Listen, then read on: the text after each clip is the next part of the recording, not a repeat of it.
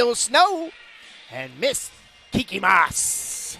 Hey, happy to be back in the gym. Last time we had these guys here, they got a lot of really, really good shots. Kiki just unfortunately couldn't get a lot of them to go. So, I think if you're Liberty Center, the mentality has to be the same, be on the attack. Only going to play 2 quarters here tonight, but what? As Coach Weimer was talking to me about, the girls have been a little bit frustrated, guys. Not playing as many games, had some games canceled. They're frustrated. So, take the quarters for what you can get and come out here and play hard. Yeah, they're down 2 games right now. They've had they had 2 more. She said that were canceled. Yeah, as well, so and down to I'll 4. tell you, in Springfield, they have 11 girls, 10 that are active, 1 that they just picked up a couple days ago. So the numbers have just been amazing, the lack thereof numbers. And so Liberty Center, being blessed with 14 or 13 girls now. We had 1 girl that decided to do other sports. And those indoor track people. I know.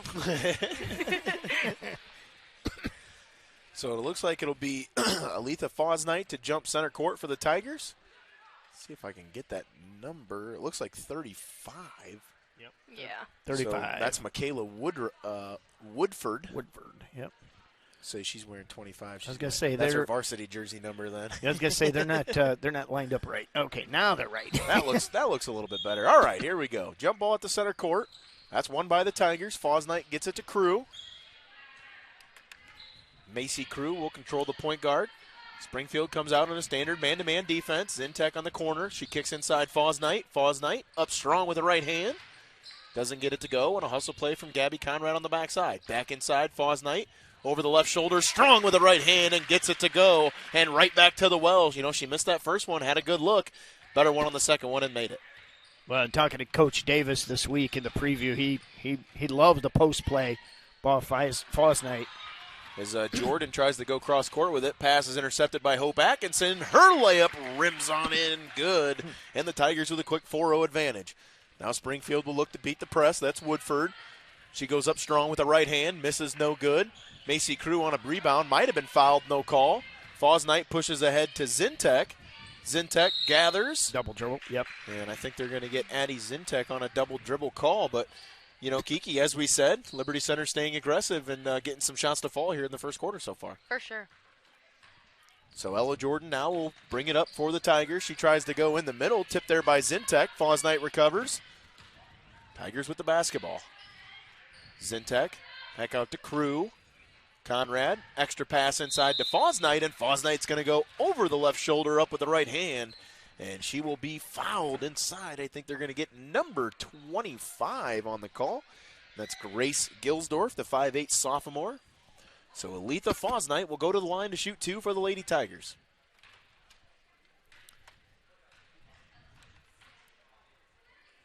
Fosnight sets at the free throw line. First one up and good for Aletha Fosnight. Busy first quarter here in the first couple minutes for her. I think Fosnight had maybe 16 in the last game, yes, I think. She did. Yeah. Yes, she did. Second free throw rims out. Crew with a good rebound. Good extra pass to Conrad. Layup up and good. And Macy Crew with an excellent extra feed inside, and Conrad on the layup. Now Springfield looks to beat this press. That's Gilsdorf. Gilsdorf over the corner to Geiner. Geiner back over to Gilsdorf. Now cross-side to Jordan, and a 10-second violation called. And Liberty Center, with that aggressive defense, gets a 10-second violation. Springfield's like, look, man, we picked up a couple extra kids, wrangled up a JV game. Let us get it down the court here. So Conrad now gets it into Zintek. Springfield going to come out in a zone. Fosnight, good inside catch. Kicks it out. Conrad in no hurry. Takes her time. Dribbles around the perimeter. Atkinson thought about the shot. Another inside pass. Fosnight up strong with the right hand. And Aletha Fosnight dominating the first quarter thus far. Did the net even move? I don't know. Think so. It was like right up and right in. Centered. Oh, yeah. So Aletha Fosnight already with 6 points for the Tigers, or 5 points for the Tigers. Now Springfield able to beat that press. That's Geiner. Dribbles in with the right hand. I think dribbled it off the baseline out of bounds. And Liberty Center will take the basketball. I'm really surprised by the lack of numbers. Springfield's a D1 school. Yeah, they actually have a German exchange student that just came in a couple days ago that's getting her first couple practices in. So as Springfield defense comes up with a turnover. Now Gilsdorf tries to find a teammate. Zintek and no foul. Woodford collide. No call on the floor. Ball will be called on a tie-up, and it will give possession to the Blue Devils. So both teams getting on the floor in the first quarter. Somebody forgot to tell Addie Zintek she's only 4'7" or something. I think somebody forgets to tell her that every day. Yeah. I don't think she cares. Probably not. She doesn't let her size stop her, that's for sure. So they'll get it ahead to Jordan. Jordan goes inside now to Gilsdorf. Gilsdorf fires out to the wing. Shot put up there by Michaela.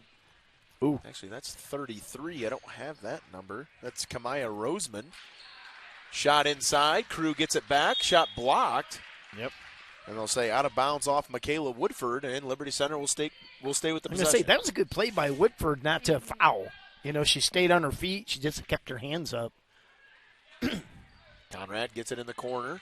Pressure there by Jordan. Atkinson. Zintek fires straight on three. No good.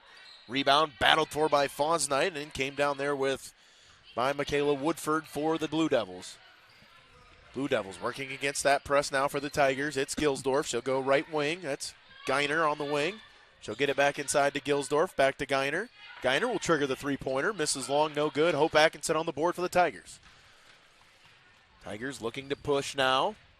Zintek, another excellent bounce pass inside from the Lady Tigers, and Fosnight scores. Once again, she's got 7 here in the quarter. You know, and that's, and Kiki, you can probably speak to this more because you played volleyball, but that's really Addie Zentek's mentality, isn't it? Yes. Just let's share, let's get everybody involved. Yes. Was she that way, volleyball? She is the most team-oriented player I've ever met. Everything's for the team, and she has no glory for herself. That's cool. Yeah. And Zintek running the floor on this one, got the nice pass, I believe, from Hope Atkinson. Zintek was fouled on the way up, so she'll go to the line to shoot 2. First free throw, cans it home good. Tigers out to an early lead here in the first quarter. Once again, only going to play 2 quarters. We'll immediately follow. We'll keep on the same video feed. Yep. We will stream the varsity action here against Springfield in what kind of is a rematch a little bit from last year. I think the Tigers felt like they let one slip away over there. Fosnight, rebound inside, another rebound inside. Yeah, shot deflected, no good. The varsity girls want this one bad. Oh, I bet. Yes. Good pressure there from Conrad. Another forced turnover. Atkinson drives middle, up with the right hand. Floater no good, misses long. Zintek battles for the rebound. I love it. And possession arrow on the jump ball will stay with the Lady Tigers.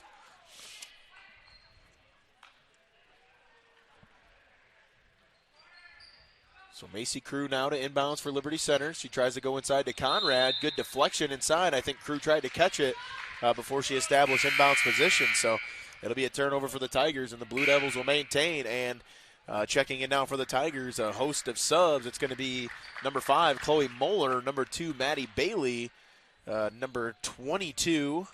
I don't want to get this wrong. Kenzie Fuller. Kenzie. 15 Mackenzie. 15 Peyton Hageman. Now the Blue Devils do a nice job of beating that press. Woodford with a shot, blocked by Fuller. Woodford gets her own rebound, and they're going to say Fuller was out of bounds. Yeah.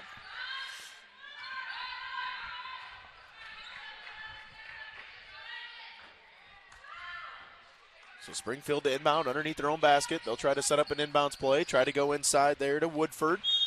She'll have it tipped out of bounds, and it'll be Liberty Center basketball. So Maddie Bailey now to inbounds for the Tigers. She'll go to Hope Atkinson. Atkinson will cross the timeline for the Lady Tigers. She'll kick right side now to Moeller.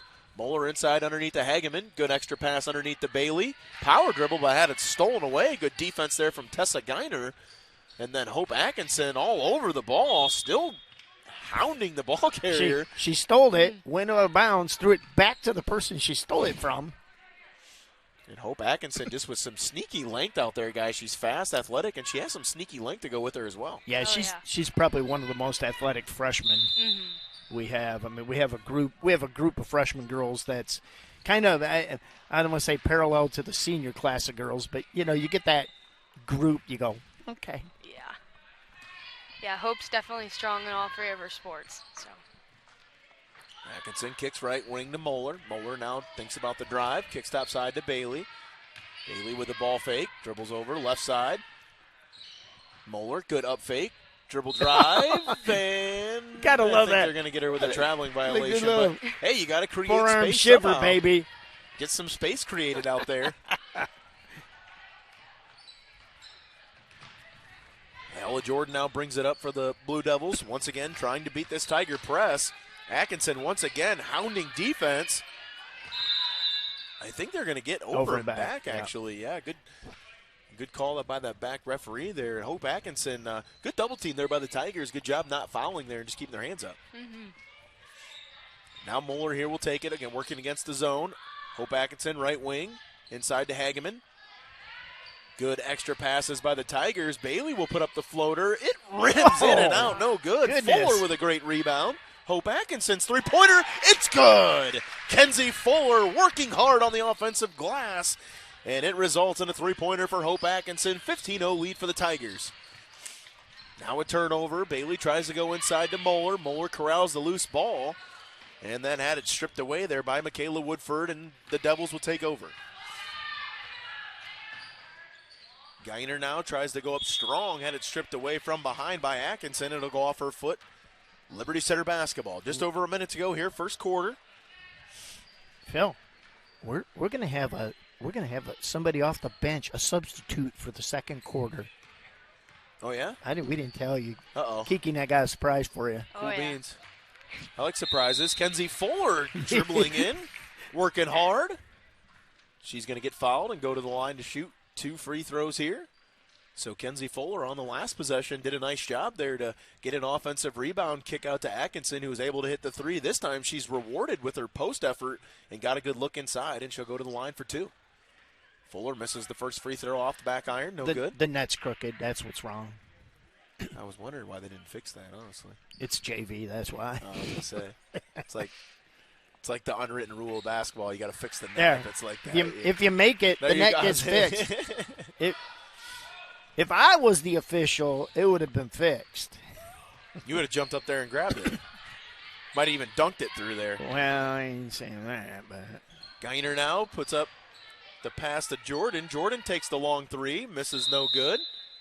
And I think we're going to get a jump ball underneath. Possession will stay with the Blue Devils.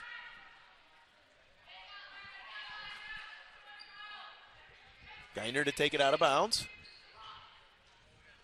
She'll kick inside there to Woodford. Woodford shot up, no good. Misses long, out of bounds. Possession will give it to the Tigers. yeah, I do like the referees are kind of just letting us play out. There's a couple fouls that weren't called, whatever. No harm, no foul, I guess. I like that. I mean, it's Yeah, I'm with you on that one. Just, let the girls play and play the game down there. So as Hageman tries to get it cross court to Fuller, I think. The ball went through her hands, but Hope Atkinson, right spot, right time.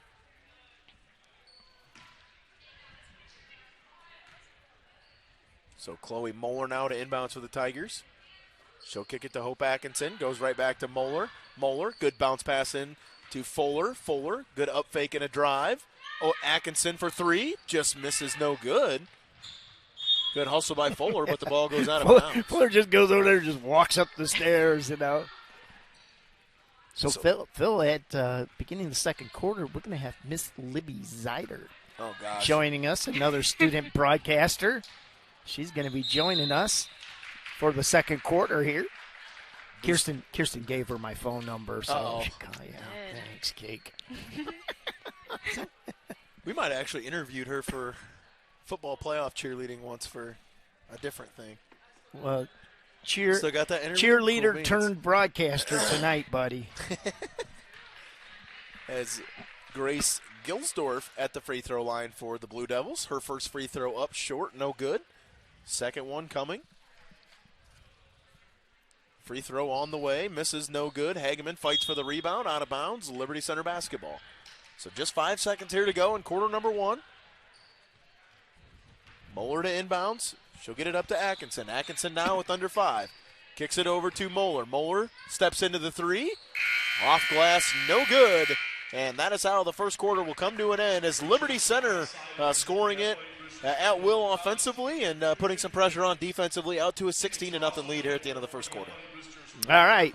Well, we got a break in the action. We're going to run through our sponsors here. We appreciate them and all the things that they do for us. KK Collision, the leader in the automotive industry, repair industry, been around here 27 years, servicing Northwest Ohio. Meyer Baden-Opp Insurance. Since 1933, Northwest Ohio has been the home of the Meyer Baden-Opp Insurance Agency. SDN Design, your home for custom screen printing and embroidery. I might have to have you read these. I'm struggling with my hooked on phonics tonight. The Affinity IT Group, cybersecurity managed services for your company's demanding computer needs. 3Chord, sign it, sew it, screen it, promote it. Davis Farm Services, a family-owned agronomy business, serving Northwest Ohio farmers for over 50 years. 50 years. 50. Swanton Welding's been providing their customers with the highest quality metal fabrication services since 1956. Pam and Dick Leatherman, Peas and Ellis Pizza Family Restaurant right uptown Liberty Center. The Gerald Grain Centers, that farmer-owned cooperative. 9 locations in Northwest Ohio. And 2 new sponsors, Holgate Metal Fab with 14,000 square feet of fabrication area. Holgate Metal Fab is the shop that you can count on. And finally, Sattler Meats, from our farm to your table. 734 South Perry Street in Napoleon. All right, Libby Zeider's going to step in here. Kirsten Moss is going to yield the headset. All right. You on? No. So I control the board. I will turn your microphone on, Phil, when I want to. You're in control. Welcome, Libby. Hello. I'm so happy to be on here today. All right. Here we go. All right, back to action here. Springfield once again trying to beat that pressure defense. Sydney Chenal checking in now for the Blue Devils. She kicks right wing now to Gilsdorf. Gilsdorf goes topside to Jordan. Jordan will trigger the three-pointer right wing. Misses short, no good. Rebound tracked down there by Chloe Moeller.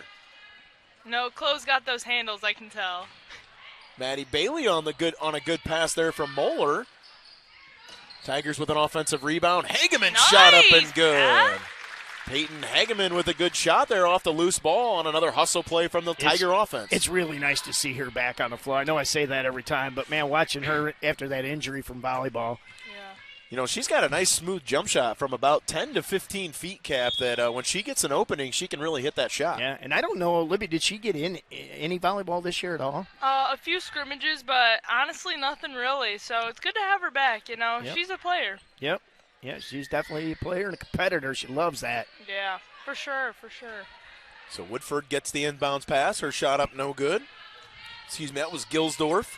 Moeller now runs the floor for the Tigers. Over to Bailey. Bailey kicks back to Moeller. Now Zintek. Good skip pass. Good extra pass. Great ball movement right now by the Lady Tigers. Moeller drives. Kicks to Bailey. Bailey, no pressure there. Now inside to Hageman. Moeller gets it on the wing. Bailey, dribble drive. Had it lost. Hageman once again. Shot no good. Zintek battling for the rebound. She comes up with a loose ball. And I think they're going to get a backside foul on number 40, Sydney Chenal. And Addie Zintek in there banging with the bigs for the rebound. That's for sure. That's a dog. That is a dog. She don't know of any other way to play. I was going to say, it's 100 miles an hour or nothing. Moeller inbounds to Bailey. Bailey on the dribble drive. Great jump stop in the paint. Shot misses long, no good. Backside rebound. Oh, that's Mayra Grober. Usually when you reach from behind, they give you a foul, but not today. Not 18-0 with 2 quarters. They're not going to do that. So jump ball will give it to the Tigers. Inbounds pass. Hageman up strong, no good. Look at Fuller in there with a rebound. Moeller, good extra pass to Fuller. Fuller with a couple of strong dribbles, and she's fouled inside. So Kenzie Fuller, she's had a really nice second quarter, Cap. She's had a good couple of offensive rebounds. She's working hard in the paint, and she's making the most of her opportunities inside. Yeah, this is going to be one of these games. It's nice. Without having a lot of games in JV, now they're canceling more JV games to get quality time here in these 2 quarters, and Kenzie's been able to do that. So first free throw, no good. And with all the girls on the bench, it's just, man, it's one of those blessings and a nightmare all in the same, Like when you have 8 million girls for volleyball. Yeah. You've lived through that. Definitely. Definitely keeps the competition high, though, so that's always fun. Yep. You know, that was one thing that Coach Weimer had mentioned about these girls is that, you know, despite some of the troubles they've had finding teams to play and scheduling issues here and there, one thing that's never been lost out of sight is the effort that these girls give night in and night out, practice games. I mean, it's and they play against the Varsity. Absolutely. Yeah. So Ella Jordan now controls the rock. Great defensive play there by Mac. Fuller. Little steal action. She kind of disengaged from the body and kind of snuck around there on the backside to get that steal. Good effort there by Jordan, corralled by Bailey. Tried to go inside. Good deflection there by Michaela Woodford. And it'll be a tie-up. Possession will give it to the Blue Devil. Okay, back to the Tigers. And a platoon change. See Crew, Howard, Fosnight, and 33 and 34. Lindy Espinoza, number 24, and 33 is 5'10 sophomore Brooklyn Miller. Yep. So Fosnight back to the corner to Crew. Crew, good bounce pass underneath.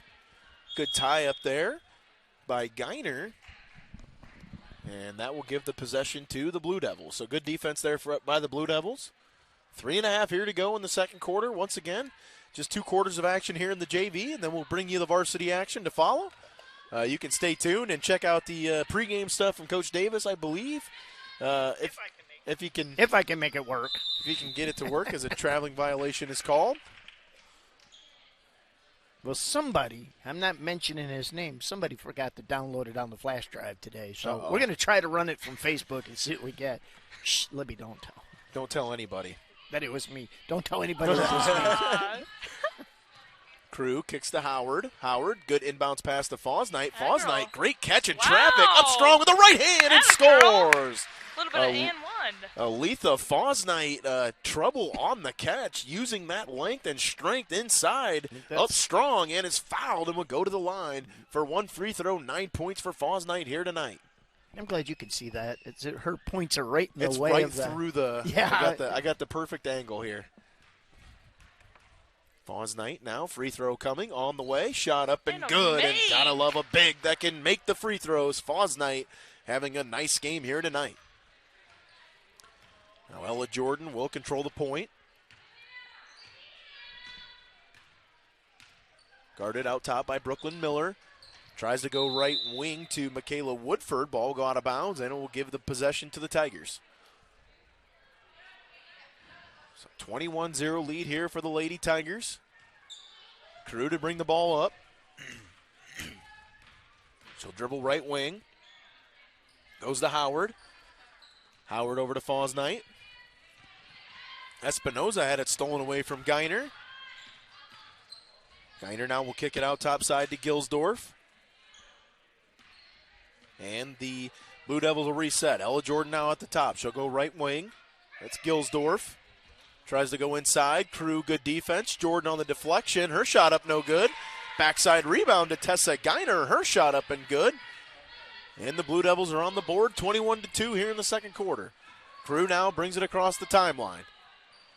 Loses the ball, finds a way to pick it back up. Ooh, there we go. And I think they're going to get Geiner on a foul reaching in. But, you know, Cap, as you said, I think the refs have done a really nice job letting them play, letting them be physical, and, you know, just seeing how the girls respond. I think they've done a nice job. Yeah, I think this is a good move by Coach Weimer. Get Fosnight out of there right now. You don't want her turning an ankle or something dumb. Espinoza now has it over to Crew. Crew tries to go inside. Corner to Espinoza. Working it around the perimeter now. Conrad had it knocked away. Gathers. Miller now inside. High post. Tigers once again showing good ball movement, but a good steal underneath from Michaela Woodford. Yeah, Woodford's made some good plays like that no call there on the travel. It's Ella Jordan now. Controls the point. She'll stop and pop three-pointer. Up no good. Rebound inside to Espinoza. She'll kick to Gabby Conrad, and the Tigers will reset. Conrad inside. Miller, jump shot. Yeah, Good. girl, Brooke. Brooklyn Miller with a nice little 8 to 10 foot jump shot in there. And, guys, we've seen it all night. The interior bounce passing for the Lady Tigers has been exceptional here in these quarters. Totally agree. Geiner now drives, kicks outside. Now Geiner has it on the elbow. Kicks it out to Woodford. Springfield working the perimeter. Tipped away by Espinoza. Blue Devils able to regather. Conrad with the tip out of bounds. Ball will stay with the Blue Devils.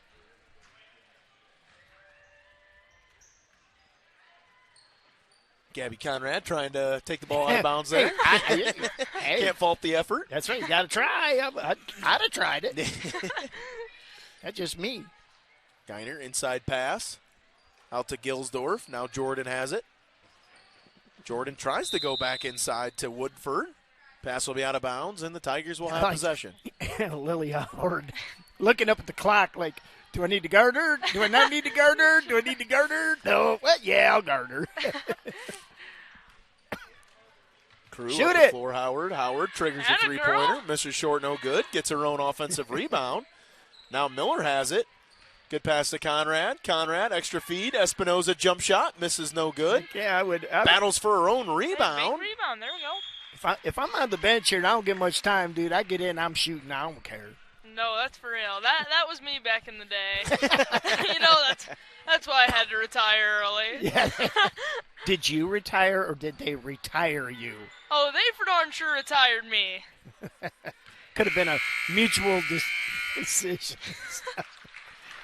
All right, well, 2 quarters is all we're going to have here in this JV contest. And, we got to give credit. Woodford, I tell you what, Woodford for Springfield played some pretty good minutes. She really did. They just, Springfield struggling with numbers, and you give them an A for effort here. I think Ella Jordan, too, had a nice game. It's tough to be a point guard against this Lady Tigers team, whether you're talking varsity, JV, all the way through.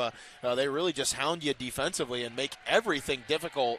It's crazy how a simple pass to the wing can become so difficult with the extreme amount of ball pressure that the Lady Tigers did. And, we talked about it last week a little bit, Cap. They struggled to make shots. No struggle tonight and really kept on the aggressiveness all night. Absolutely. All right, well, we're going to go ahead and switch over to our varsity game. We thank Miss Kiki Moss for joining us, and Miss Libby Zider. Libby, it's not too bad, is it? No, She was it excited a when she ton got of up here. fun. We need that energy. Will you be back? Oh, I'll be back. She's like, try to get this microphone off me. I don't really know much about basketball, but hey, I'm up here. I'll have a good time, and I love the Tigers, so I'll commentate anything. That's all you need. All right, for Phil Snow, the snowman on the call. I'm your host, Mark the Captain Bye. We'll be right back after this with the varsity action.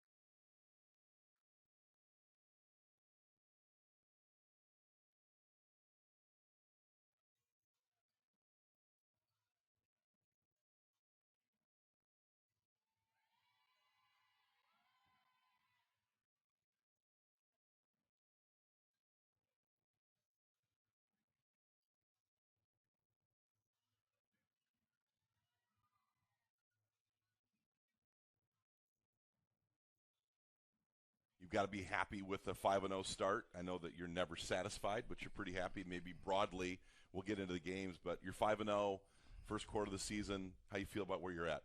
We really like where we're at, especially after our last 2 games, and our schedule's kind of been spread out a little bit. Yeah. So that's presented some challenges, and I think the girls have just been chomping at the bit to get kind of in a routine of games, and we're going to kind of fall off that and probably won't really get into that until Christmas. But but overall, 5-0, really, really happy with that, and then also our JV's 4-0, so really happy with their play as well. 9 seniors, we talk a lot about it. I mean, obviously last year's team, we like to make reference. It was such a great year, but now you've got 9 seniors, and I don't know in your career, and maybe your career as a player or just a community member, to see 9 highly productive players that could start in a lot of programs in our league and area. How has that been? Like, it's almost like an embarrassment of riches to have 9 seniors that are high-quality players. Yeah, we probably will never see it again, to be quite honest with you. And I've talked to several other coaches about it too, and they've never seen it. And we're talking D1 schools, and to have that ability to play those 9 girls and at a high level, and you hope that when you play 9 girls that you never fall off. And I think we're getting better to that point where we won't be falling off here eventually. But it's, Liberty Center should be, thankful and enjoy the time that they have this year with those 9. Yeah, that's just something. I've been around a long time. I just don't see it very often, especially in girls basketball. Let's get into the games. The Edgerton game, you go on the road. There was certainly, you were apprehensive. You wanted to make sure the girls were focused. You had a long bus trip, middle of the week. Those are hard. Edgerton's hard, and they're a good basketball team. I like their coach. They're scrappy. They're gutty. But they were missing their top player, which I think kind of changed their dynamic. And you guys got out early. Emmy Gray, defensively, you really got after them early and put this game in the bag in the first half. Yeah, I think getting out to an early start was really important in that game. And, that's something that our seniors, too, in the preseason when we had some conversations that they wanted to do is get off to better starts, whether that's the first quarter or the third quarter. And I think that on Thursday, against Edgerton, I thought we did exactly that. We're extremely active, was able to turn them over. Yeah. Unfortunately, they were missing their best player. We wish she would have played. Hopefully she stays healthy, but happy with that effort. Yeah, I mean, just look at the schedule. We talked about a little bit in the pre-show that the schedule's a little different this year. You don't have as many home games. They're spread out a little bit. You had to move some things around because of the playoffs, and then you've got a bunch of road games kind of piled all in. And as your preparation for a coach like for Edgerton, when you get on the road early in the season, I mean, does that road trip midweek, knowing they've got school the next day, they get back late, the food, kind of get them dinner, how difficult can that be to manage the schedule around? It is. It's difficult, especially, in that situation. And we didn't play a JV game. So there's no JV game before that. Odd start time. Yeah, and I think, again, kind of going back to, you having 9 seniors, a little more mature. So, I think we can handle that a little more this year than maybe we could have in the past. So we're fortunate there, but it is tough. Like I said, you're going there, you're leaving later than you normally do. We didn't leave the school till about 5:30. You get there and there's no JV game. So it presents just getting out of that routine, is always a worry of a coach, I think. You had Emmy Gray with a big night. Bia Barrett gave you some good points off the bench. You got great defensive effort across the board that night as well. You took care of the basketball. Edgerton really didn't bother you much. Pretty complete game. So as you put that in the bag, what was your biggest takeaway from Edgerton? It's our defense. And that's still this year that's going to lead us. Yeah. We think we're going to be better offensively than maybe we were last year. But that's got to be consistent, and we're pretty confident that night in and night out that's an area that we are going to be consistent with. And as long as we can, keep where we're at with that, I think we'll be okay. So Edgerton, you good effort, and you're happy with that. You get back, and you're preparing for a really good Tenora team. Good size, very athletic. I mean, they got good-looking guards. It's a good program, and we talked about it last year, you and I, just in our conversations about last year's game was really competitive. And like you said, through 3 quarters, I think you were only up 5, 6, 7. They've controlled the score, and so everybody was looking forward to it, and it really delivered. Tenora, you got your win Saturday night in prime time, but it was a little bit different kind of win for you. It wasn't a lot of scoring. They slowed the pace down. They were just as athletic as we were. Their bigs delivered. Talk about that Tenora Liberty Center game and kind of like some things you saw Tenora do against you that you hadn't been accustomed to. Yeah, Tenora's that's a scary team just because of their athleticism. They've got girls that can shoot it. Yeah. They shoot a lot of threes. So, if you play a team that shoots a lot of threes, and they're going in that night, it could be a long night. Yeah. And they have some experience there. They're in year 2 of their coach over there. Yeah. So we knew going into it that they were gonna present a lot of challenges for us, not only for the 3-point shot, but they can also get to the rim. And we came out and our defense was as good as maybe I've ever seen it, to be quite honest with you. They were averaging 23-point attempts a game. We held them for 2 for 10. Yeah, that was amazing. So cutting that in half is huge. Yeah. And then an area that we have talked about before that we've struggled in is the rebounding, and we completely dominated them. And we had girls going to the glass like I don't think I've ever seen. Yeah. So if we can continue those things, I think we'll be in good shape. The other thing is too that we missed some easy ones early that I think we probably could have, had a little bit bigger lead earlier in that game than what we did. But I thought it was a complete game. If those go down, who knows? Offensively, it could have been a little bit better. And I thought in the second half we had some opportunities too that we let go. Well, certainly Tenor had done a really good job of controlling us, and they managed our press in terms of controlling the scoreboard. And I think they managed our press reasonably well with their decent guards, and their bigs could really help them in the backcourt, trying to get them some help. So that was much better than I had anticipated, and I think you knew that was coming. So the halftime score wasn't what we typically see, like the Edgerton game kind of got out of control early. So that was a good game going into half. But the two things that you wanted to do in that game, as we discussed it, was to limit their three-point attempts, which you did in a big way, and really rebound. I really want to focus in on that rebounding, Tim, because that has been something I hear you talk about a lot. I mean, your team wants to get out. You want to play defense at 94 feet. You trap on the half court. You have great athletes. I've seen you bark at Al or Blanton to get, don't just look for the transition and run out. What was the difference in your week of preparation about the focus on rebounding where they really took to that? Because the rebounding was fantastic. 17 offensive rebounds. I don't know that – I've been watching girls basketball since Mary Reard. Mm-hmm. I haven't seen that kind of effort in the glass in a long time. Yeah, quite honestly, Scott, like I don't know what it was. Man, it was awesome. I don't know if it was the primetime Saturday night game. Yes, it was. Lots of energy. The girls were excited to play on a Saturday night in front of a very good crowd. So I'm not really sure, but, I think they know what they're going up against, and I think they knew that Tenora was an athletic, big, and a very capable team. And they just kind of decided that it wasn't going to be tonight for them. So I'm not 100% sure what the answer to that is, Scott.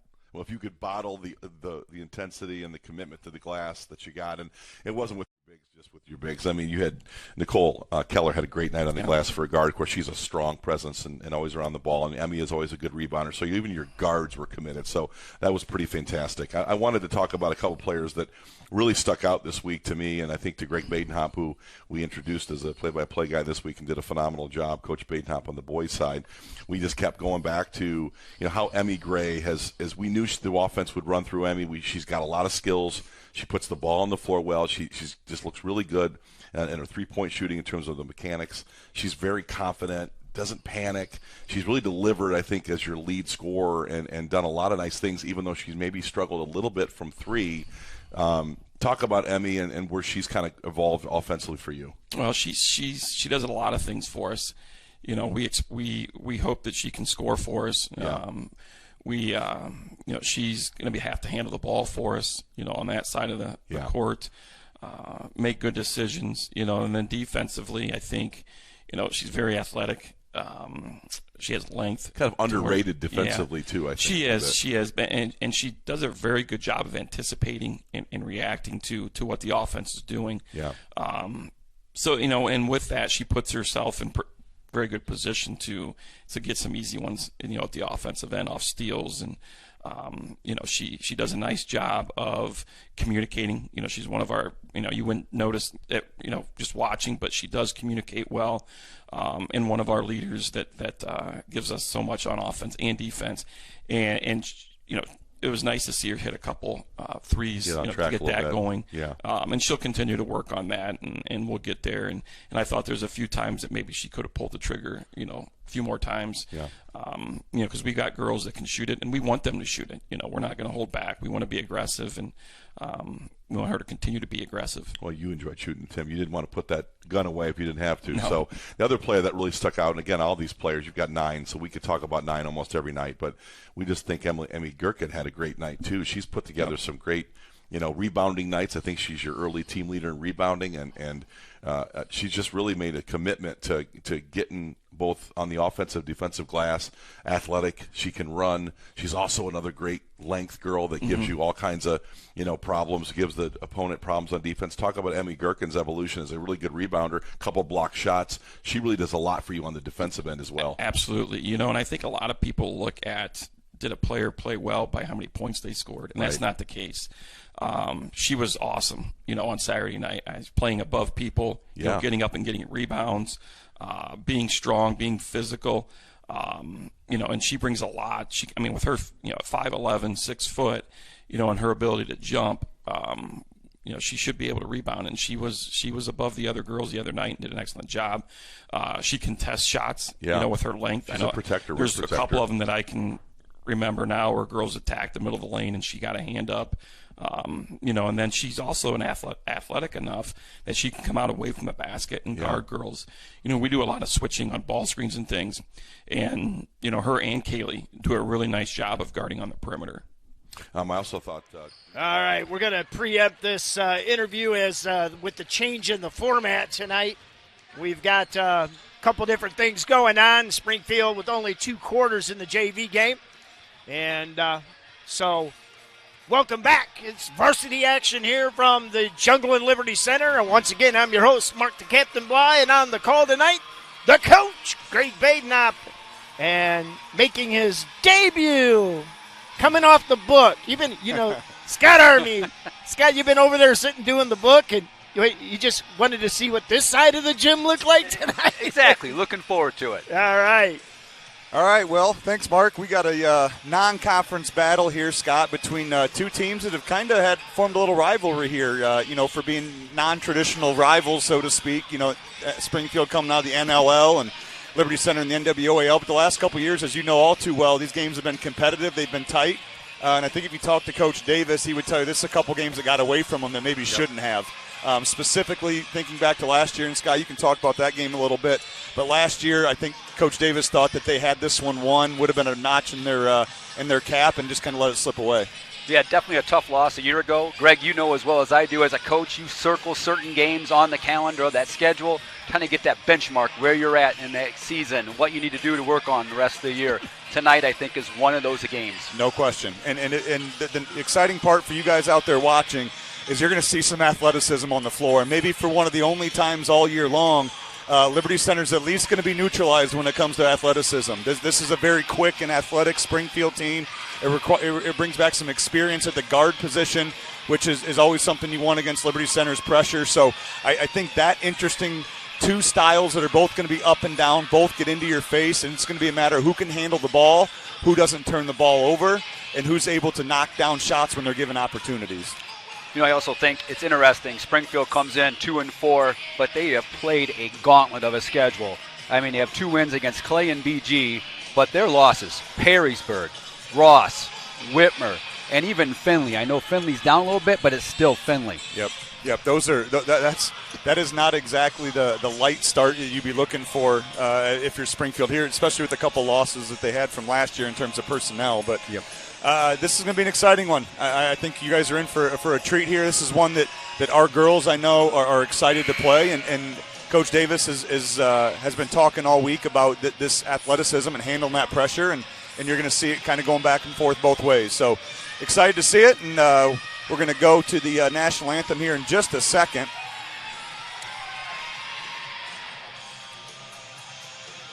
All right, we're going to turn it over to the public address announcer, and we'll be back right after this.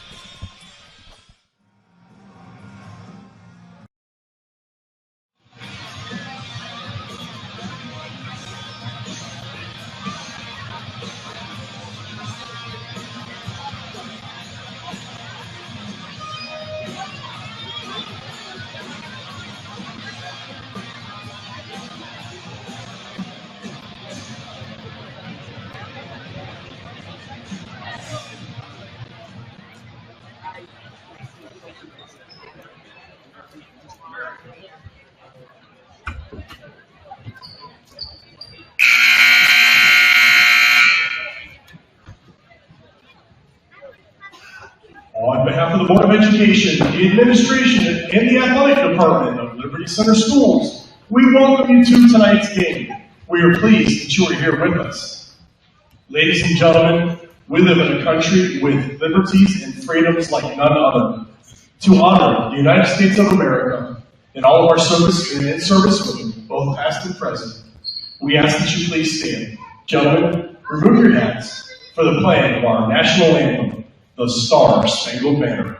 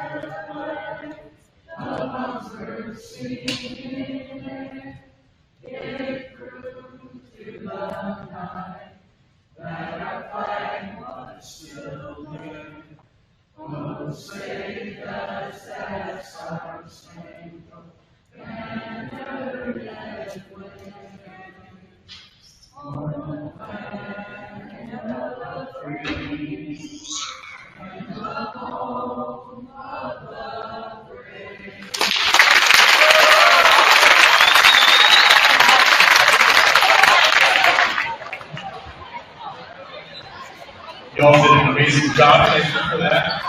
Technical difficulties and apologies from the public address announcement. Maybe we'll have to start doing that more often. Liberty Center High School and Springfield High School are members of the Ohio High School Athletic Association and abide by high standards of conduct in competition. While the athletes in this game tonight are friendly rivals, all in attendance are reminded that this is a game between student athletes and that sporting behavior is expected. The officials for this game tonight have been chosen according to the policies and procedures set forth by the Ohio High School Athletic Association. Your officials for tonight's game are Mr. Mike Magoo, Mr. Greg Sauterty, and Mr. Zach Metzger. And now let's meet our teams. First, the visitors, the Lady Blue Devils of Springfield High School. Your Springfield starters include senior number 1, Aaliyah Hodges. Junior number 4, Hannah Schlachter. Junior number 5, Tyshayla Wright. Senior number 20, Kalea Taylor. And junior number 34, Tessa Troutman. Springfield is coached by Clifton Hodges, assisted by Sam Arnando and Jewel Rollins.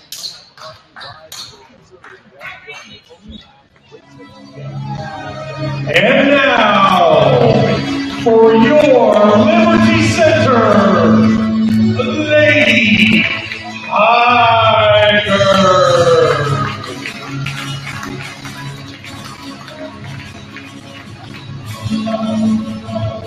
A senior, number 1, Emmy Gray. Senior, number 2, Elle Bowler. Senior, number 10, Nicole Keller. Senior, number 13, Eliza Jones. And senior, number 54, Kelly Levitt. And assembly center by Josh Williams, Braylon Weimer, and Kirsten Stacy. All right. Back with you here, getting ready for tip. A little bit on Springfield here. You just heard their starting lineup. 2 girls to watch for them. Number 1, Aaliyah Hodges. She's a senior guard that's gonna get up and go. Their leading scorer. And then number 20, Kalea Taylor. She's kind of a little bit more versatile athlete. Those are their 2 guys or girls, that you're going to have to watch if your Coach Davis as this game gets tipped off. Hodges is the coach's daughter too, so well schooled, smart, high IQ girl. And here we go. Tip's going to be controlled and out of bounds. Springfield basketball. So Springfield will take the first possession. Liberty's going to jump right into their man-to-man full court pressure here. Ball gets entered to Hodges. They're going to clear out and let Hodges kind of take it. El Moeller against Hodges, that's a heck of a matchup. One of the better defensive players in our area against Hodges. A trap here at half court. Nicole Keller with the steal. She's going to go down the other direction, and very quickly it's going to be 2-0 Liberty Center. they did not hesitate to get that trap right there either. They did not. Ball goes to Hodges up the sideline here, deflected by El Moeller. And you know, Scott, we talked in our last game. El Moeller and deflections are kind of two things that go hand in hand at this point. She is going to get her hands on a lot of basketballs. She is very good on that defensive end of the floor, being disruptive. And you're going to already see one here, 30 seconds into the basketball game. So the ball gets entered to Taylor. She'll be guarded by Emerson Gray. Springfield in a traditional 41 offense here. A little dribble drive action. Versed out to Hodges. Hodges back to Taylor on the wing. Kaylee Blanton doing a nice job help defense here. Ball's dead up top. They'll reverse it and reset. Schlachter's going to attack down the wing here. Springfield being very patient here in the early going. Liberty doing a nice job in that man-to-man defense. There's the El Moeller-Hodges matchup again we just talked about. Hodges on the attack, flips to Taylor. Taylor's going to let one go for three. Short. Rebound down there by 34 Troutman. She's going to kick it out. Schlachter for jump shot. Not there. Emerson Gray's got it, and here come the Tigers back the other way. Good run out by Kaylee Blanton. Tigers didn't have anything. They'll reset.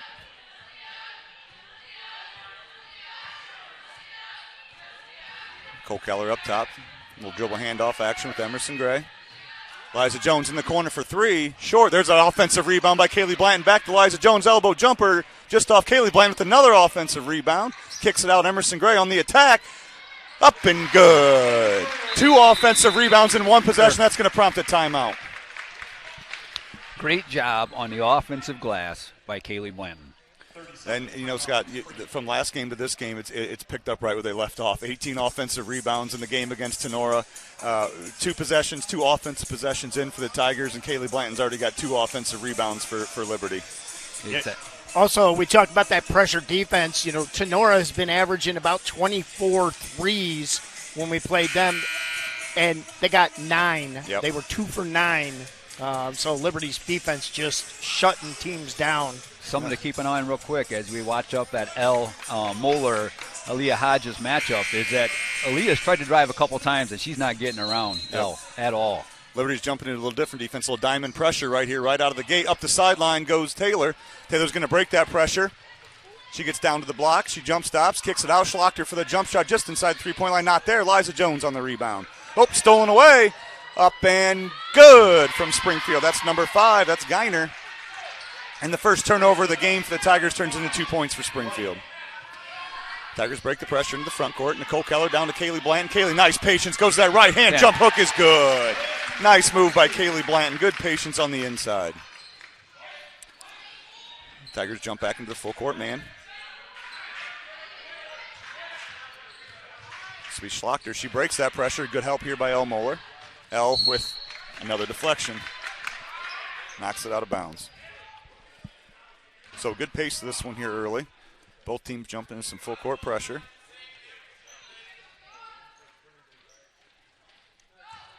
Springfield inbound here from about the 15-foot mark. Taylor flashes, gets a catch, back to Schlachter. Hodges unable to handle it, deflected out of bounds by Emerson Gray. Emerson looking a little bit active tonight on the defensive end. She's drawn that assignment when Elle's not guarding Hodges. It's Emerson Gray guarding her. Hodges on the attack, not going to get there. Springfield will reverse it around. A little shuffle stagger action here. Get the Hodges up top. Good job, Emerson Gray shooting that gap. Nothing going. Ball reverse to the corner. Cole Keller's going to get called. Yep, you're going to get called for a foul there over the back. But Liberty very active on the defensive end. And you're seeing a lot of switches too, Scott. Exactly. That they're not just chasing their girl. Good communication. Exactly. So Springfield will inbound it. Schlachter's got the ball on the baseline. Hodges going to set a screen, likely going to pop. Good switch there by Emerson Gray. Deflected by Nicole Keller. Picked up by Geiner. El Moeller now guarding Taylor here on the wing. Good deflection again. Liza Jones to the deck. She's going to get it for a turnover. Tigers got it. Nicole Keller's going to fire it down court. Kaylee Blanton up and good. Nice pass from Nicole Keller right there to Kaylee Blanton. Right back in that full court press. Ball goes to Hodges. El Moeller on her. Into the front court. Here comes Emerson Gray from behind. Deflected, stolen by Emerson Gray. Tigers back on the attack again. Gray to Keller. Keller with the jump shot from the wing. Not there. El Moeller offensive rebound. Gets it to Nicole Keller. Reverse that at Liza Jones. One more pass to Emerson Gray for three. Not there. Get back. Rebound by Geiner. Good hustle by Emerson Gray getting back. Good offensive possession right there for the Tigers, Scott. Yes. Taylor with a nice crossover. Gets to the rim. Foul going to be called here on the outside. Good attack there by Taylor. That's the first time we've really seen them able to get around one of our defenders. Yeah, and Eliza was just beat. I mean, Yep, maybe Yep. down that crossover a little bit and just got caught. And good attack there by Taylor. Credit. Yep, give Taylor credit. So Taylor, the senior, will go to the free throw line for a pair. First one's off the heel. Odd that we thought the Tigers would be substituting a lot. Here comes this Springfield Blue Devil Spartan. Springfield brings in number 2, Ella Jordan, a sophomore that, according to Coach Davis, didn't play in a ton of their opening games, but last game got up somewhere around 10 to 12 3-point shots. So I have to imagine she's in the game to draw some of that attention away from Taylor, perhaps. Yes. And Hodges. And she was playing a little bit of the JV game earlier tonight. Okay. So she's warmed up. Some mass substitutions for the Tigers. Bia Barrett, Gracie Miller, Emerson Gherkin, and Molly Perry check in. Emerson Gray will stay. Little pressure here, little 2-2-1 action. They're going to go up the sideline to Emerson Gherkin. Gherkin's going to get it back to Bia Barrett, reverse it around to Emerson Gray. Good press break there by the Tigers and good patience. Gray on the attack, kicks it out. Gracie Miller, little up fake. Nothing doing. Tigers staying in their 41 offense. Emerson Gray with the attack. Gets fouled on the jump shot. Good attack by Amy Gray. A great attack by Emerson. She's found that lane, took it, and stopped before she penetrated too far and popped, got fouled. Yeah, that's something you don't see a whole lot. I mean, you see a lot of over-penetration where you take that one too many dribbles and take an off-balance or contested shot. She pulls up from about 8 feet right there, draws the foul, and she'll get 2 freebies. So one thing already, and this is, we're 4 minutes in. There's some hands on the knees out there from the ladies in blue. Something to keep an eye on. I assume Taylor probably plays a good amount in this game. See if the Tigers are able to keep rotating. Yeah. Second one not good for Emerson Gray, and Taylor with the rebound. So bring it into the front court. That's going to be over and back. Oh, okay. Yep. Greg, something to keep an eye on. Hodges is out of the game, and she's over there doing some stretches. She was stretching beforehand. Okay. I didn't hear anything ahead of time about an injury, but it'll be interesting because I think without her, they're not going to have much offensive support. Springfield jumping into a little 2-3 zone here. Perhaps with Hodges out here, maybe to buy some time, maybe slow the Tigers down a little bit. They're going to a 2-3.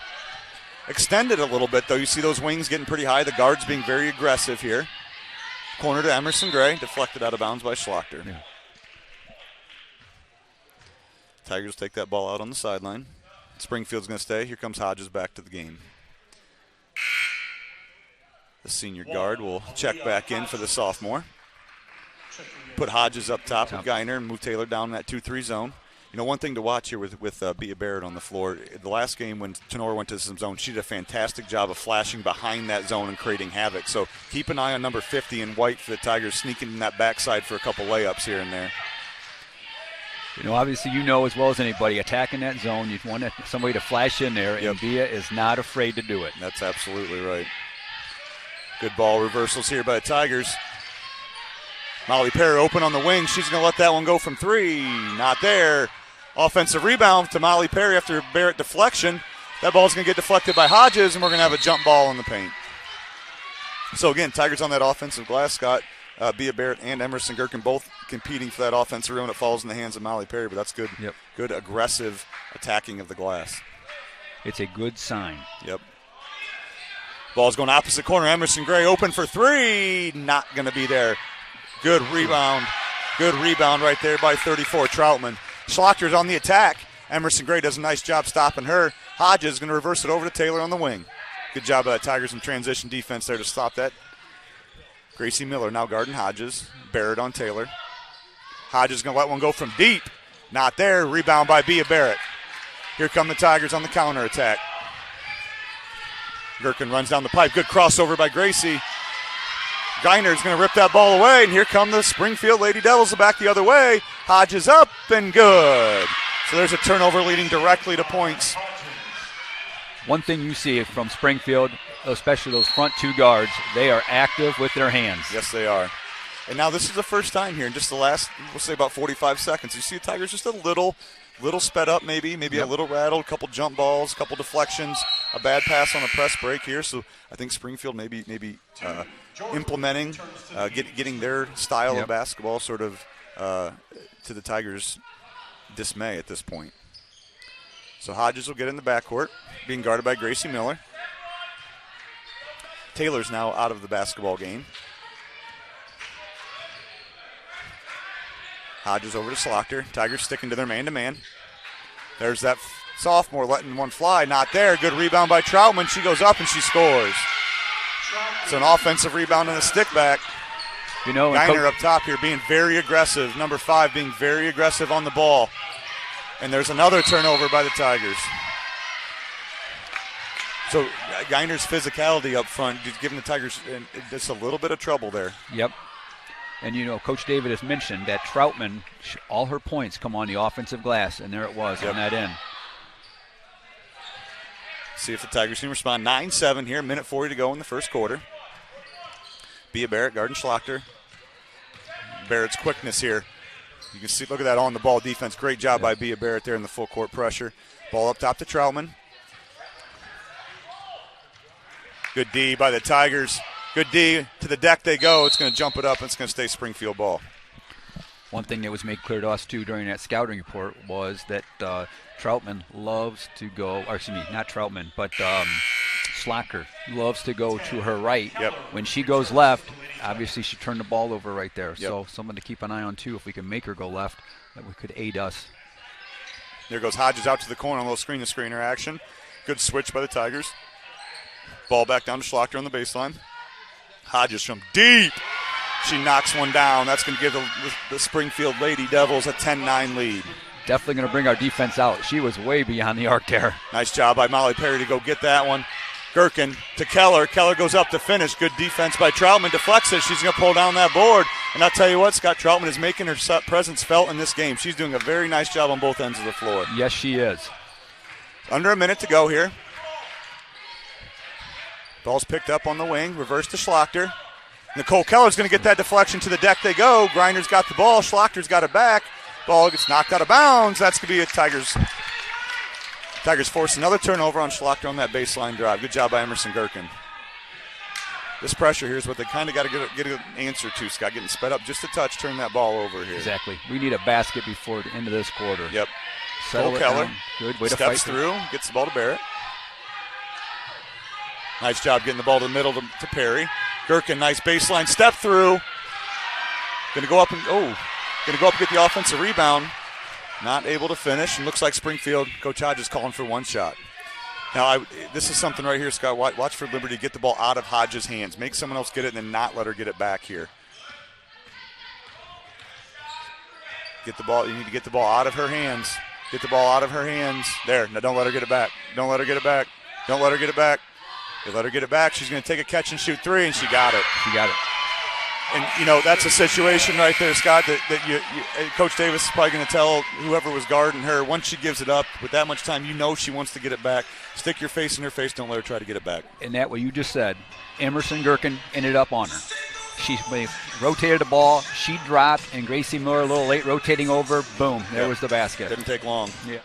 All right, well, we got a break in the action here. Let's run through our sponsors because without these guys, these broadcasts just don't happen. KK Collision, Myra Badenhop Insurance, STN Design, the Affinity IT Group, 3Chord, Davis Farm Services, Swanton Welding, Pam and Dick Leatherman, Pizzanello's Pizza, the Gerald Grain Centers, Holgate Metal Fab, and finally, last but not least, the Sattler Meats Company. So one thing there, Scott, that really stands out towards the end, Coach Davis, and we talked earlier about limiting those three-point shots and what they did well against Sonora. I think maybe the understanding that Hodges' three-point range extends past that 19 feet 9 inches. You got to guard her 22, 23 feet. That is her three-point line. You need to get that defense extended a little bit and run her off that line if we can. I agree with you, and my guess would be El Moeller is going to be back on her. I would think that's a pretty good guess. So Springfield coming out in a zone here. We'll see where they're going to go to a box and one action here. So a box and one means that number 5 is going to stick her nose into Emmy Gray's chest, and they're not going to let her get the basketball. But the way the Liberty Center plays, I don't think that's that big of a deal. When you got shooters like that, Liza just off on that 3. Schlachter on the rebound. She's going to push into the front court. Attacking. Good job by Nicole Keller. Rebound by Kaylee Blanton. Back to Nicole Keller, and here come the Tigers. Liza Jones backside. Deflected by Schlachter. Rebound again by Troutman. Boy, the pace is up. The shot's just not falling for the Tigers. Taylor back in the game. She's got the ball being guarded by Elle Moeller. Taylor with an attack blocked by Kaylee Blanton. Here comes Elle Moeller up to Emerson Gray. Nice left-handed finish. Good pass by Elle. Good finish by Emerson Gray. Needed that bucket. That one stops some bleeding there. I believe that was a 10-0 run up until that bucket. 10-0 run from Springfield. But now it's a 13-11 Springfield lead, and as we just get started here in the second. Taylor again on the attack, and that's going to be a foul on Elle Moeller. And I think, Scott, what you're seeing just a touch here is the speed of those guards. We're used to catching up to guards when they get past us. Right now they're getting past us, and we're not catching up. Exactly. Got to get the feet moving quicker. Yep. No doubt. So Springfield will inbound from the sideline here. Ball goes into Hodges. Tigers have returned to their original starting lineup here, the original starting 5. And here comes the double team. Nicole Keller's going to run and jump. Ooh, the pass just not quite. Emerson Gray just not quite able to get there. Force and baseline. Good deflection. Here comes Emerson Gray again. She's going to look up. There's Liza Jones ahead of the pack. She's going to attack. Not going to finish. Going to get a jump ball. You know, one of the things we talked about pregame here was, will the officials allow some physical play? Definitely allowing a little bit more physical play, and the girls are getting after it. They're playing to the officials. You know, and one thing that's impressive in games like this, Scott, when you watch athletic girls like this play, their body control speaks volumes to how athletic they are. There's not a lot of people getting knocked off their mark. They may not be finishing, but they're not getting knocked off their mark. That's just a sign of a lot of girls who are athletic on the floor. Greg, and it's a great comment because that's the difference, I think, in a lot of girls basketball. Yep. Kaylee Blanton with another swat, and here comes Emerson Gray leading the charge. Emerson's going to attack right around Taylor for the lay-in. Kaylee Blanton basically started that fast break with a deflection, a block right there, her maybe second, third block already. Yeah. Taylor again on the attack. This time she's going to pull back, and Schlachter's going to reset for Springfield. Here comes the ball screen action with Troutman. Nicole Keller's going to run and jump. Schlachter's got the ball. There's that right-hand attack, and she's going to be fouled on her way to the basket. Coach Davis not happy with the rotation there, I feel like, after that. Yeah. That's a tough spot to be in because I think they're trying to double Hodges, but Troutman is also coming to set that ball screen. So Liberty's got 3 girls in a small area when Hodges comes off that ball screen. That leaves a lot of space on the backside for Schlachter and Taylor to operate. And when that pass got through, you could see the lane open up. Yep. So Schlachter go to the line for 2. She's just off on the first one. Bea Barrett will check back into the game for Liza Jones. One thing to note, Greg, too, Emmy Gray has logged all the minutes.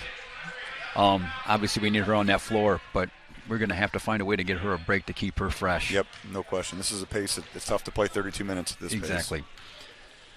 Schlachter for the second. Got it.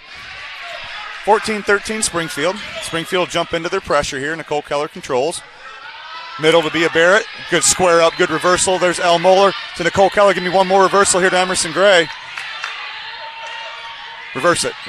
There it is. Knock that down. That's good offense. Emerson Gray just off the mark, but good offense. Bea Barrett on the offensive rebound. Deflected out by Hodges, and here comes Springfield.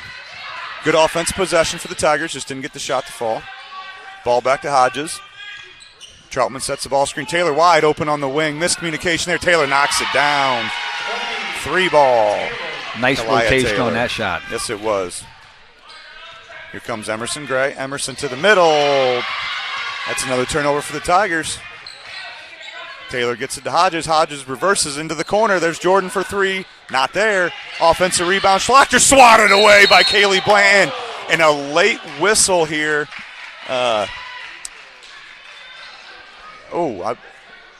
Block looked clean. Going to call it on the shot. Yeah. Going to call it on the shot. I thought she got that clean, and the girl fell afterwards, but the ref disagrees. So Schlachter will go line for 2.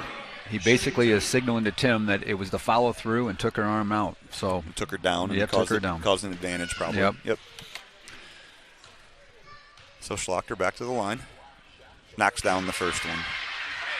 So Springfield opens up his biggest lead here. 5-point lead at 18-13 with 5:03 to go. Schlachter one more to follow. Free throws up. Got it. So 6-point lead here for Springfield. The Tigers just need to take care of the basketball here. They're getting great shots in their half-court offense. They just need to take care of the basketball. Limit these turnovers. El Moeller in the middle of the floor looking for Blanton. Not going to be there. Jordan comes up with it, and that'll be another turnover for the Tigers. Hodges to Schlachter. Schlachter's going to get it back to Hodges. She'll bring him to the front court.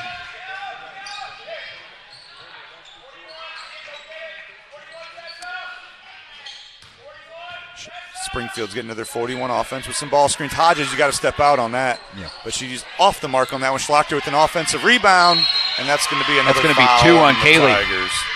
54 from behind. Yep, they're going to get on Kaylee from behind. So that's big. Kaylee's played very well down there as a shot-blocking presence. Her second foul here comes with 4:29 to go in the second quarter. That'll probably put her on the bench the rest of this half with the Schlachter off the mark on the first one. I don't have the numbers in front of me, but this has to be Schlachter's 7th free throw attempt. Maybe of the first half. She's been to the line a lot early. Coach Davis is going to take a timeout here, get things kind of settled down. Good timeout here by Coach Davis. So, the way this game started, Scott, Tigers jump up to a 9-2 lead, and almost the opposite of what we talked about before the game with last year's game, where the Tigers were maybe a little not overwhelmed, but maybe a little surprised by the speed and the athleticism of Springfield. I feel like at the beginning maybe Springfield surprised by the athleticism of our Tigers, and now they have settled in and come back and gotten to the free throw line and attacked very well. It's exactly what we talked about. A year ago, they came out and were taking it to us early on. We got our legs underneath us, and we made a nice little run. Exactly what Springfield's doing today. I tell you, I'm really impressed with Springfield. You have those 2 guards, and you had that Schlachter. That's a nice 3-headed monster. And then you take the Troutman lady in the middle. Yeah. She's doing a nice job. Troutman is so far been impactful on that inside, which I'm not sure we anticipated that coming into this one. Yeah. And when you look on the season, Scott, at the Tigers, and one thing Coach Davis could point to that they really need to get better at, it's their turnovers. Yep. They're averaging close to 19 turnovers a game. Now they turn the other team over a great deal, so it balances itself out. However, if you can limit that to 10 to 12 instead of 17, 18, 19, that's 5 to 6 big possessions in a basketball game. Correct. So Schlachter's got one more here. Springfield, 19-13 leaders here with 4:29 to go. Schlachter's second is up. That's going to be short. Rebound by Barrett. Clears some space, gets the ball to Emmy Gray. Right into that pressure goes Springfield. Get the middle to Barrett. Barrett squares up. Gets that ball to Emerson Gray. To Nicole Keller, and Tigers will set the offense. Emerson Gherkin in for Kaylee Blanton on the inside. Pass is deflected out of bounds. Tried to build backdoor action from the corner to El Moeller. Got deflected there.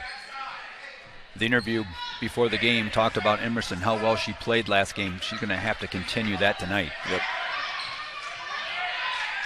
Deflected by Schlachter out of bounds. That's some good zone action there by the Tigers. Dive the weak side block and put your shooter in the corner. It's tough to guard with the 2-3 zone. And that is a long pass against some good length. It is a long pass. Maybe not used to seeing that size on the backside of a zone. Good flash by Barrett, not going to get her in the middle. Ball reversed to Emerson Gray. Emerson's got to get her eyes to the rim. Even if you're not going to shoot it, get those eyes to the rim. Good pass by Barrett down to Gherkin. Kick out to Emmer Gray. Reversed over. El Moeller open down to Barrett on the baseline. Barrett's going to attack. She's going to get through there. Not going to get it to go. It's going to stay Tiger basketball. Good take by Bia. Very good. Really good take. She's got that one extra long step to get around those defenders. Did a nice job there. Just needs to finish that. But good attack there by Barrett on the baseline. Tigers are line set here. Emerson Gray's going to step straight behind it. She's open. She attacks. Not there. Nicole Keller wide open on top. She's going to let it go. Bang! There we got one to go. Good offense right there. Good big pass. Shot by Nicole Keller. Real big shot. Taylor on the attack, right back the other way. El Moeller, as you mentioned, Scott, El Moeller right back on Hodges here. Schlachter again on a nice attack. Rebound by Emerson Gray. Dump trucked. That'll be a foul on Schlachter. That'll be their first foul here in the second quarter. I'll tell you what, I'm not sure. The Schlachter girl, it should say aggressive next to her name on here. She's athletic and she's physical. She is an aggressive Very player. aggressive. Very aggressive. When she puts her mind to going, she is going. She is a nice counter to Hodges and Taylor out there. That is for sure. Good bounce pass in the middle to Barrett. Barrett's going to square up, get that ball to Moeller. Moeller over to Keller. Keller on the attack, gets around Guyan. Oh, deflected by Taylor.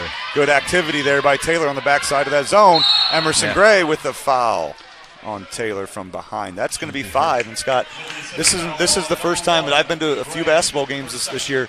We're at 5 fouls, which is the bonus, at 3 minutes to go in the quarter. That's probably the earliest I've seen it so far. I would agree with you. And that could maybe we'll see if that changes what Coach Davis wants to do defensively here. Haven't seen anything. Not sure what kind of foul shooting team Springfield is, but obviously have quite a few attempts already. Yes, they do. And Taylor's up and not going to make that first one. And I mean, thankfully, Scott, it's probably good for the Tigers. They haven't made a ton of them, because if they'd made a ton of them, this might be double digits by now. I would agree with you. They've been to the line a lot. That's also 2 on Emerson Gray now. Something else to keep in mind. So her first break of the game comes at the 3-minute mark. Taylor's second. Got it. 4-point lead for Springfield, 20-16 here, 3 minutes to go in the second quarter. You know, this is the one thing that Coach Davis has talked about all year is we need another scorer when Emerson Gray's off the floor. We're going to find out.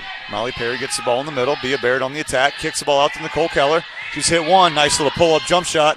Not going to be there. Troutman's going to clear. No, it's going to be stolen away by Bea Barrett. What a great job by Bea Barrett. Just took that basketball right out of her hands. Gets fouled. Bea will match the strength of Troutman any day of the week. I like our chances there with 50 and white. Amen. So Barrett's going to earn herself a couple of free throws.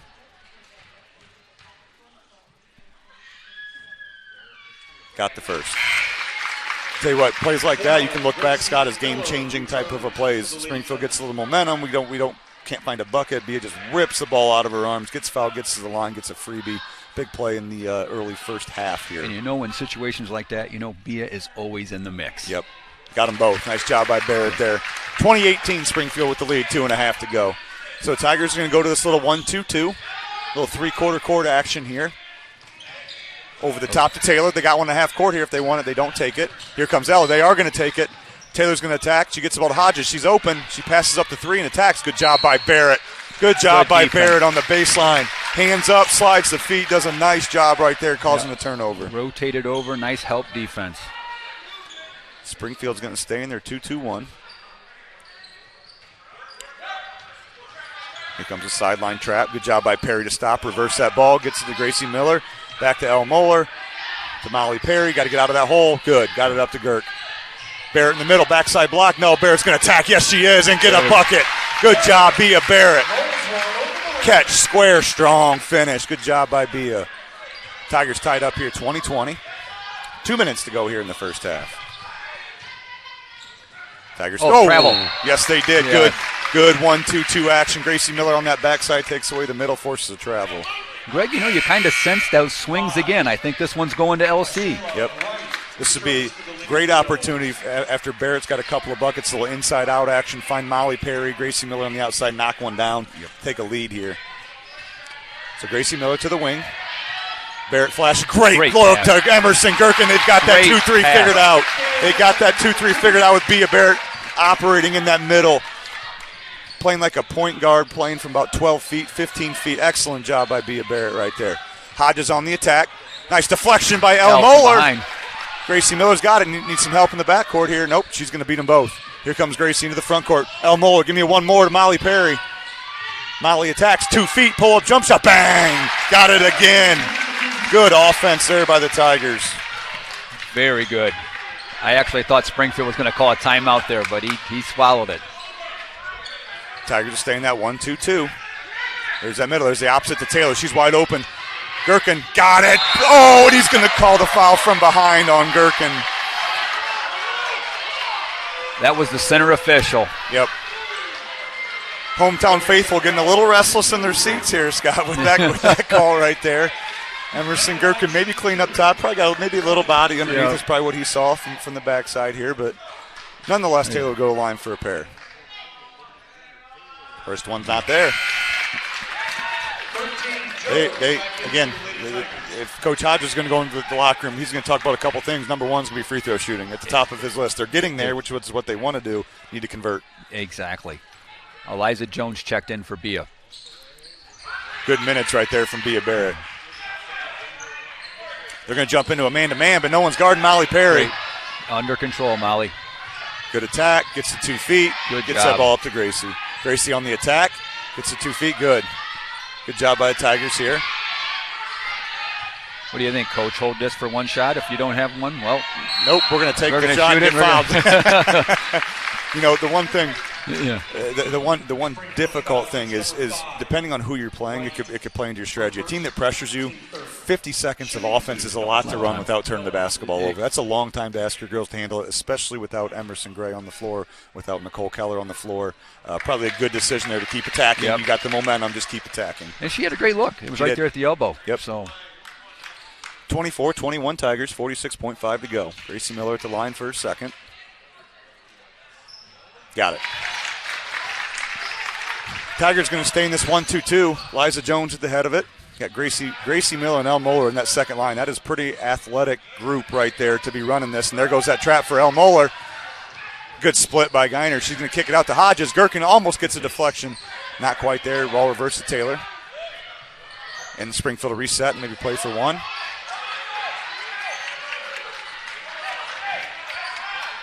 Now, let's learn our lesson from the end of the first quarter. That ball's got to get out of Hodges' hands and don't let her get it back. Once she gives it up, Gracie, don't let her get it back. Good. Here comes the trap. Good. Now don't let her get it back. Don't let her get it back. Taylor. Deep. Liza Jones, we got 6. Got to push. 5. Liza Jones, she's got L. She's Cross. got L. Flip it. Don't foul. Just don't foul. Let it go. And that's halftime. Good half. So the Tigers are going to go to the locker room with a 25-21 lead, but a nice finish to that half as they overcome a 6-point deficit to take a 4-point lead. All right, and with that, everybody, on the three-chord scoreboard, once again, it's Liberty Center 25 and the Springfield Lady Blue Devils 21. And with that, everybody, we'll be back right after this halftime break.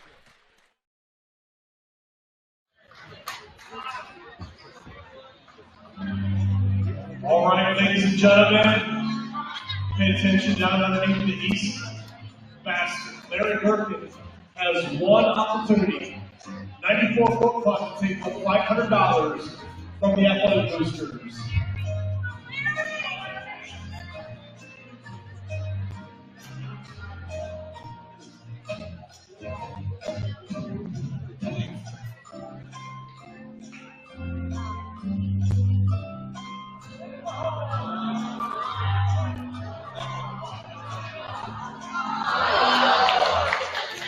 Wow, that was close. Great shot, Larry.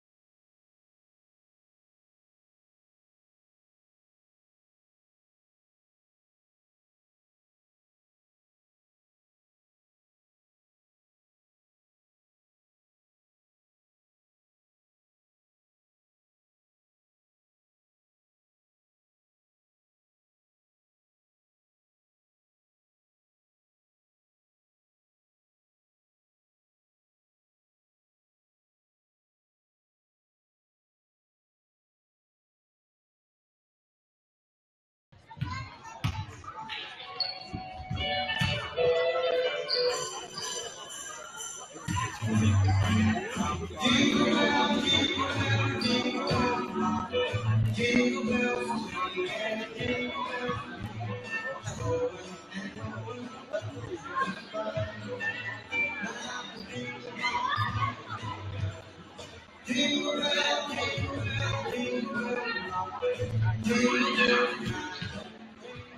we've got that winning 50-50 ticket. It's a red ticket.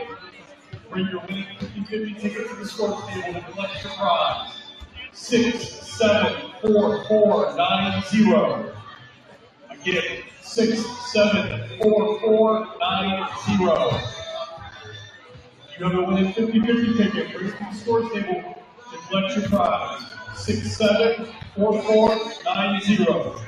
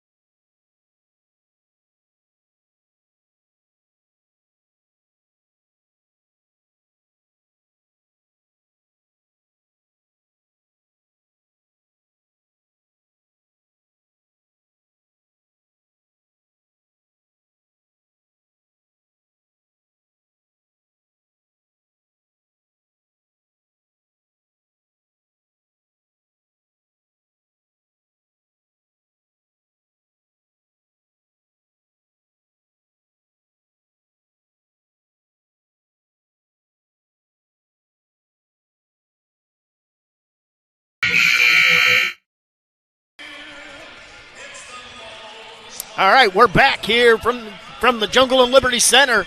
Second half of basketball, Liberty Center with the halftime lead, 25-21. And, guys, I think we talked off air a little bit about the changes in the momentum and things in that line. I think you've got some stats that, Yeah, you look at that first half, and as two good teams would do, and two evenly matched athletic teams, each team kind of had their little run. Liberty got off to a good start. Springfield came back, and then, you can kind of you're around basketball enough, you can pinpoint certain momentum changes very quickly. And Bea Bear ripping the ball away from Troutman, picking up a foul on Troutman, getting to the line, getting 2 free throws.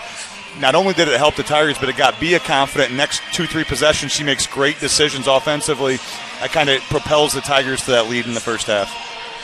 Agreed, and I would say, it happened at the absolute perfect time, because that's when Emerson Gray picked up her second. They had to take her out of the game. Bea stepped up in a very big way. That's a great point, yeah. I mean, because that's something Coach Davis has been concerned about when Emmy's off the floor.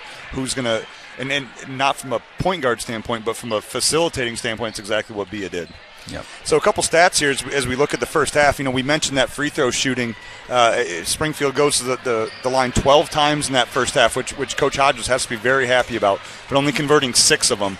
And, as a coach, every coach has their own, mark that you'd like to hit. 2 out of 3 to me in high school basketball is pretty reasonable. 70% would be great. 2 out of 3 is not bad. So if they would have knocked down a couple more free throws, you're looking at a tie basketball game here. But I wouldn't expect them to change anything. They're going to continue to attack. They're going to keep trying to get to that line. They're going to keep trying to find Hodges. I don't think there's any secrets as to what they're going to do. It's just can they do it a little bit better. Yep. Greg, I'd also say that both teams defensively are holding the team at about the rate they're average for a half. Yep, so right. We are settled into a nice defensive battle for a game. I think whoever can contribute more on the second half on the offensive end is going to pull away with this win. When you go back to that Tenora game, just a few days ago, Liberty held Tenora to 22.6% shooting in that game. For a team that's used to getting to the rim and shooting a lot of easy ones, that's pretty impressive. So it'll be interesting to me here. We talked a little bit off air. What sort of defense is Coach Davis going to go to? They like to change them, but is he going to continue that full court pressure where you maybe give those athletes an opportunity to get one-on-ones, or is he going to sit back maybe a little bit more in that 1-2-2, maybe the half-court man, and force the Springfield team to run offense to score against what is obviously a very disciplined and a very athletic and a very good Liberty Center half-court defense? Going into the second half, Greg, 2 players for Liberty Center have 2 fouls, Emerson Gray as well as Kaylee Blanton. So something to keep an eye on as we look at that defensive pressure. And specifically with Kaylee, will that change her shot altering ability? Will she be hesitant? Will she still have that same aggression that she showed in that first half with those 2 fouls? Would be yet to be determined. So we're going to get started here in the second half. It's going to be Liberty Center basketball to get things started. Liberty will go with the same starting lineup started the game with. We got Emerson Gray, Nicole Keller, Eliza Jones, Elle Moeller, and Kaylee Blanton on the inside. Nicole Keller will get it. We'll see if the Tigers come out with some sort of set here right out of the gate. Ball goes to Blanton, backdoor to Jones. Jones on the block, kicks out to Gray. Gray on the attack, dump down to Kaylee Blanton, right around Troutman she goes. That's a great move, not able to finish. Good move by Kaylee Blanton, just not able to convert. That was a solid right-hand move for a left-hander. Yep. Got baseline, got to her mark, just not able to convert. Yep. There goes that double team. Get the ball to Hodges' hands. There's Schlochter on that downhill. Just put your head down and attack. Offense rebound by Troutman and sticks it back. Greg, it looks like we got away with one also because I think Blanton picked up her 3rd. Yep. And when you help like that on that attack by Schlochter, that was Blanton helping. Backside boards are open, and Troutman took advantage for the easy deuce. Elmo on the outside, not able to handle it. So happens. That's one you just got to flush and move on to the next play. Yep. But again, those turnovers, they creep up on Liberty. You take care of that basketball. So Springfield inbound. Hodges will have it in the backcourt. Elle Moeller on her. Troutman going to keep setting that ball screen for Hodges every opportunity she gets. Schlochter in the corner. Little wing ball screen. Schlochter flashes. Nicole Keller guarding her. Geiner gets it up. Reverse to Taylor. Schlochter, she's going hard right. She is. Good job by Nicole Keller. Good deflection there. As you mentioned, Scott, you can just tell she wants to go right hand and she wants to put that head down and go hard. And when she goes, she goes. She does. Nicole did a great job rotating over. Good switches. Troutman on the slip. Kaylee Blanton with the deflection. Emerson Gray is going to corral that rebound. Elle Moeller on the run. Nicole Keller gets it up. There's Elle Moeller. Good seal right there by Blanton. I tell you what, Elle Moeller's got to be more aggressive offensively there. Elle just needs to take that ball and go score it. Against Tenora, she did. And I thought that's the best sign for Liberty Center girls basketball is when Elle will look to shoot because it's going to take pressure off of everybody else. Springfield with the ball here. A little 4-round one. Here comes that ball screen. It's like a little 4-high set here. Good effort there. Good deflection by Emerson Gray. And we're going to timeout here by Hodges early in the second half. Yep. That's their second timeout. They got 3 remaining. Full timeout. So, Greg, quick question for you as a coach. Mm-hmm. They are flashing Troutman up to set a ball screen for those guards. Yep. we're bringing Blanton up with that. Do we want to sag Blanton back a little bit and allow them? So this is a good adjustment by Hodges here, because he knows very well that if we don't, then Hodges' daughter, Aaliyah, is coming off that screen and knocking down jump shot after jump shot. So this is a typical, when you have a guard that you need to get open, you usually screen with the other team's weakest defender. So, and not that Kaylee's a weak defender, but from a perimeter standpoint, that would be our weakest perimeter defender. So the hope is they either switch, which means Leah Hodges now has Kaylee Blanton on her with 2 fouls, which is not a good matchup for Liberty. Nope. Or potentially they trap, which is what Liberty has been doing, and now you've got Troutman or Schlachter on the roll. So it's difficult to guard a very good guard off of a ball screen unless you're able to switch it, or you can trap confidently knowing that the girl that's setting the screen is not a factor. Neither one of those things are true for Springfield. So I wouldn't be surprised if you see Coach Davis switch it up here, maybe go to a zone look at some point just to avoid, not avoid, but maybe to get them out of the rhythm with that ball screen action. Yep.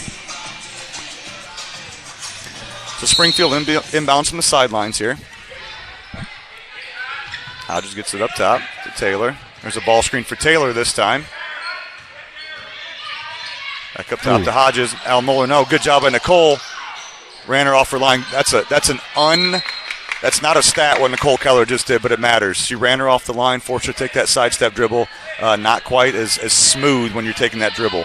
It's what you call changing the game without the ball. Yep, that was impressive by Nicole Keller. Good job. And there's a foul going to be called on Taylor. That's her second. Yep, you're right. That's number 2. Number 2 on Taylor. Taylor, first, second, team first. Springfield staying in the full court. There's Kaylee Blanton. Watch out behind. Gets it to Eliza Jones just in time. Good shot fake there. Got Kaylee Blanton inside. Good seal. Great seal by Kaylee Blanton. Not able to finish. Offensive rebound and stick back. Go get it. Great seal by Kaylee Blanton right there. You're exactly right. She had Troutman penned. Springfield will bring it. That's a turnover. Nicole Keller's right there for the deflection. Nice pass ahead to Emerson Gray. She'll put it up and good. That's a quick 4 points right there by the Tigers. Schlachter and Hodges working back and forth here. Here comes a double on Hodges.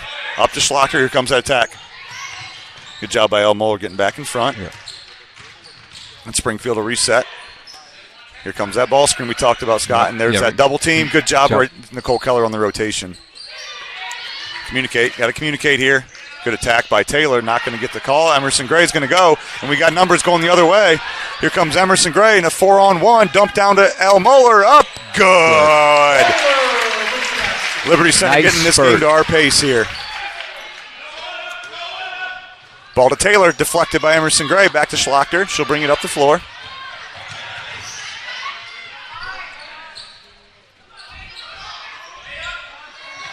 She's trying to draw the foul instead of trying to make the basket. Ball goes up to Blanton's ahead of the field. Bucket good. It's got to be a timeout. Yep. Got to be a timeout by Hodges. Great job by Liberty Center. Hey, while we got a timeout, let's talk a little bit about our schedule. We've got Friday, we've got bowling as the Tenora Rams come to River City Bowlaway to take on the Tigers. And then Saturday, at 3 o'clock, the boys finally get to play at home. Greg, I know you've been looking forward to that. That's what I wanted for Christmas. That's right, yeah. And we'll take on the Tenora Rams. Freshman game starts at 3 o'clock. We'll actually be calling all 3 games on that. We've got broadcasters lined up, so action will start at 3. And once again, it'll be all one big broadcast. We'll just go from game to game to game and bring you all the action. Nice little run right there, Scott. So those last 2 minutes have been great basketball for the Liberty Center Lady Tigers. And I'll tell you, it looked like a few of them running on fumes, especially Nicole as she was guarding multiple people through those traps and things like that. But Blanton then shot out of a cannon, gets up the floor, scores, and here we go, Greg. 4:16 left, 10-point lead. Nice little run right there by the Tigers. Tigers again switching up that zone. Now they got 3-on-1 coming the other way. That ball got to the middle to Taylor. Take one extra and doesn't matter. We'll get the ball back. Emerson Gray on the steal. Nicole Keller pushing back the other direction. Here come the Tigers in transition. Eliza Jones. Good flash by Kaylee Blanton. Backdoor. Nice. Great offense. Emerson Gray not able to finish. Greg, I know we didn't finish, but the one thing I love to see is that bounce pass. Yep. That was a nice bounce pass.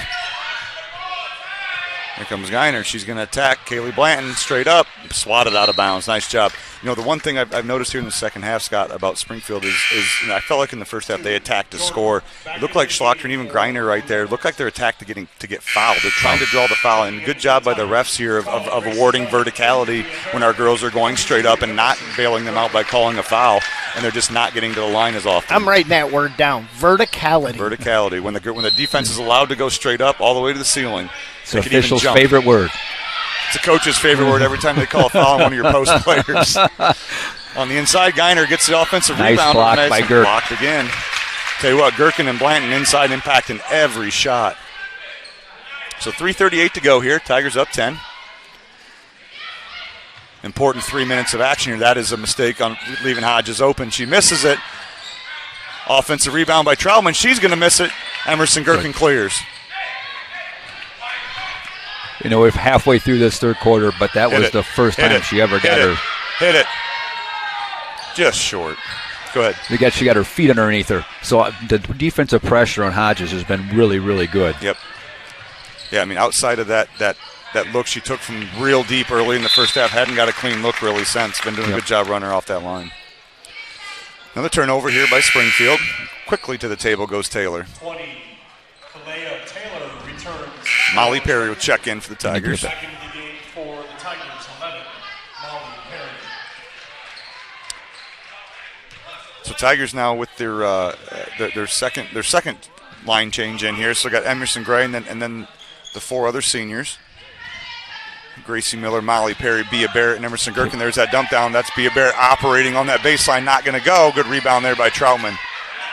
She's going to clear it, turn the ball over. I'll tell you what, Scott, we had 5 girls under the free throw line, 85 feet away from the basket. That is confidence Coach Davis has in the pressure he's able to put on. Exactly. Forcing those turnovers. 2-3 zone here for Springfield. And this is where Bea Barrett operates. Gets that ball back on the baseline. Going to reverse out to Molly Perry. Tigers will reset. Long pass deflected by Jordan. It's going to be a steal. Here comes Hodges. He's going to pull it back. Yep. The ball to Schlochter. There's that downhill right-hand attack. Good finish by Schlochter. Emerson Gray into the front court for the Tigers. That ended a little drought for them as well. Yep. Good pass down to Barrett. Not going to be there. She gets her own offensive rebound. Back up she goes. Not going to go. Rebound by Hodges. Good offense by the Tigers. That's what you want. High post, baseline cutter. Ball gets reversed to Taylor. That's not who you want to leave open. Jordan, quick trigger from the corner. Not going to go. Gracie Miller with the rebound. That's a quick release she's got there. Little late on the transition. Good job, Emerson Gray, tracking it down.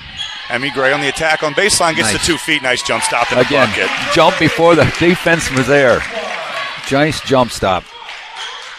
There's that switch of defense we talked about, Scott. Tigers going to go to their 1-2-2. Deflected by Gracie. Good job by Miller keeping her hands up. Another trap on the baseline to the middle to Schlochter. And they'll reset. Not afraid to shoot. Jordan from the corner, not there again.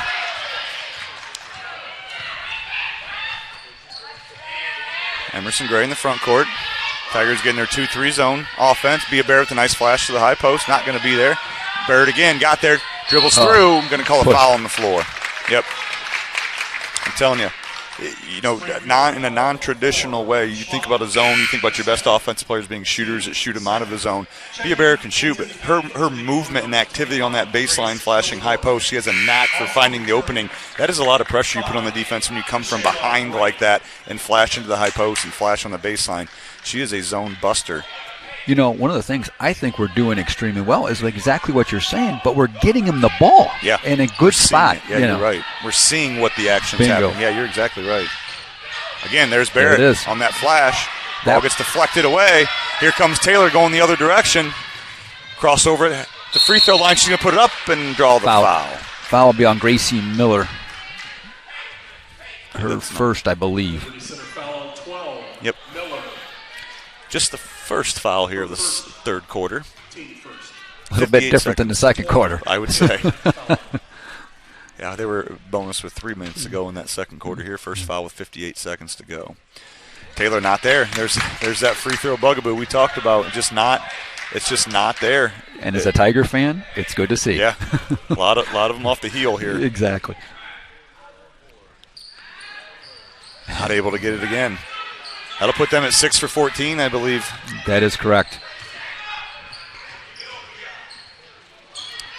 Molly Perry up. Flash would be a bit. Oh, pass can get deflected again. Good job by the guards there. Springfield dropping down, getting their hands in the passing lane. Taylor's got the ball. She'll set them up in their 41. 36 seconds and counting.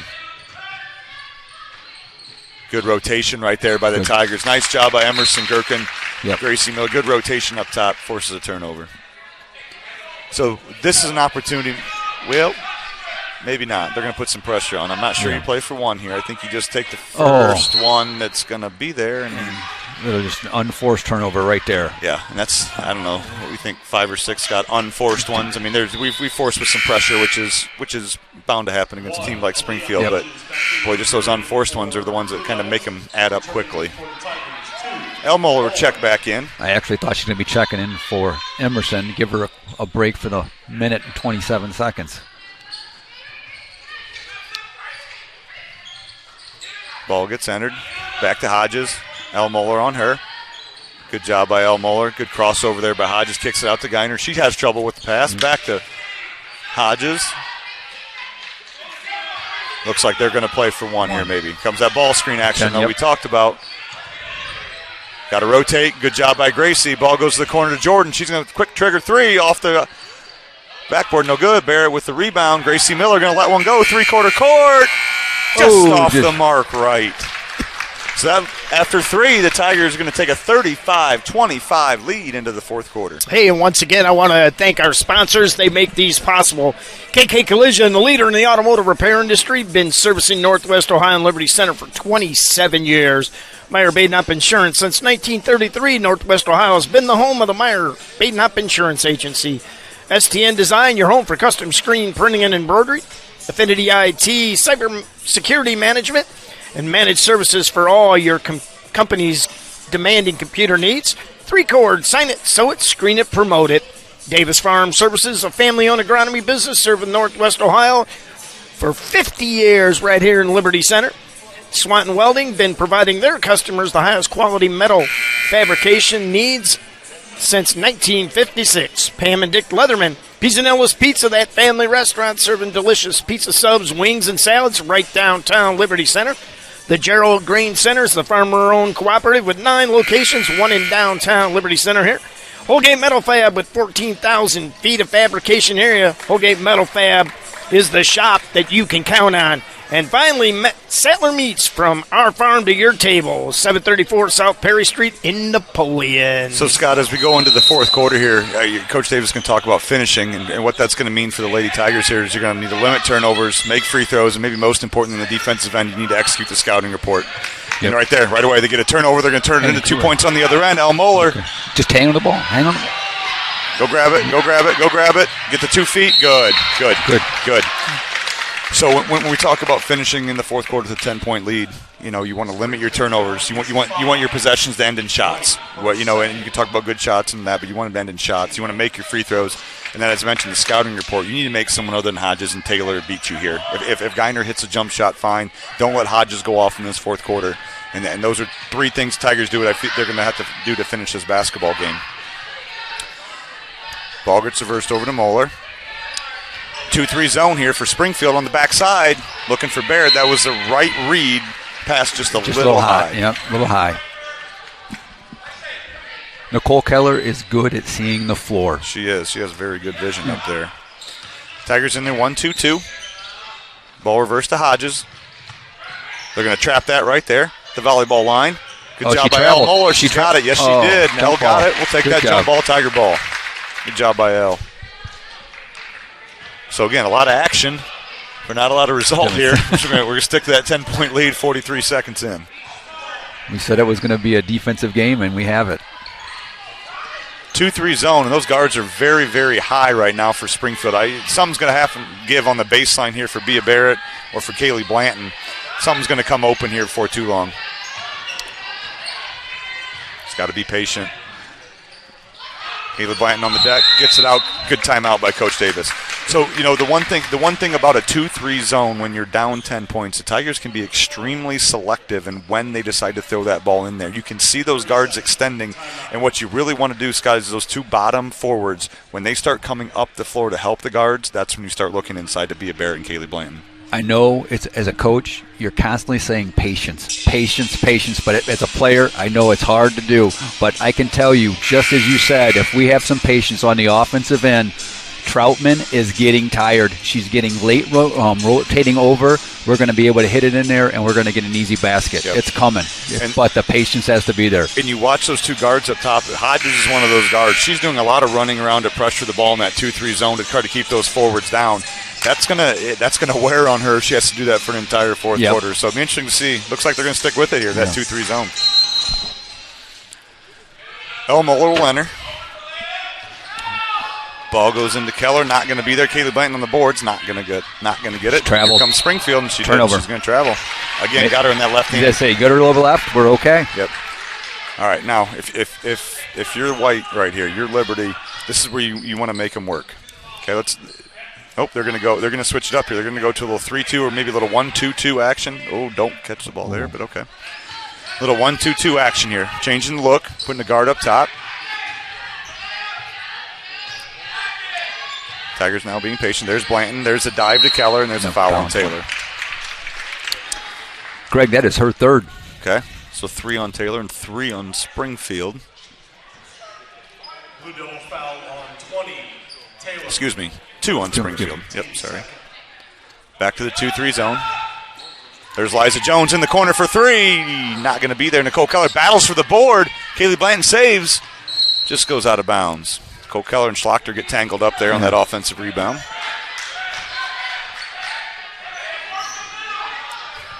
Tigers going to jump into a little man-to-man here. Look for a run and jump here to get that ball out of Hodges' hands. Yep, there it is. There's Emerson. We got it. We have it again. Muller got it. There it is. Yes, she did. Yes, Springfield ball. Good job by El Muller. She is a defensive gem.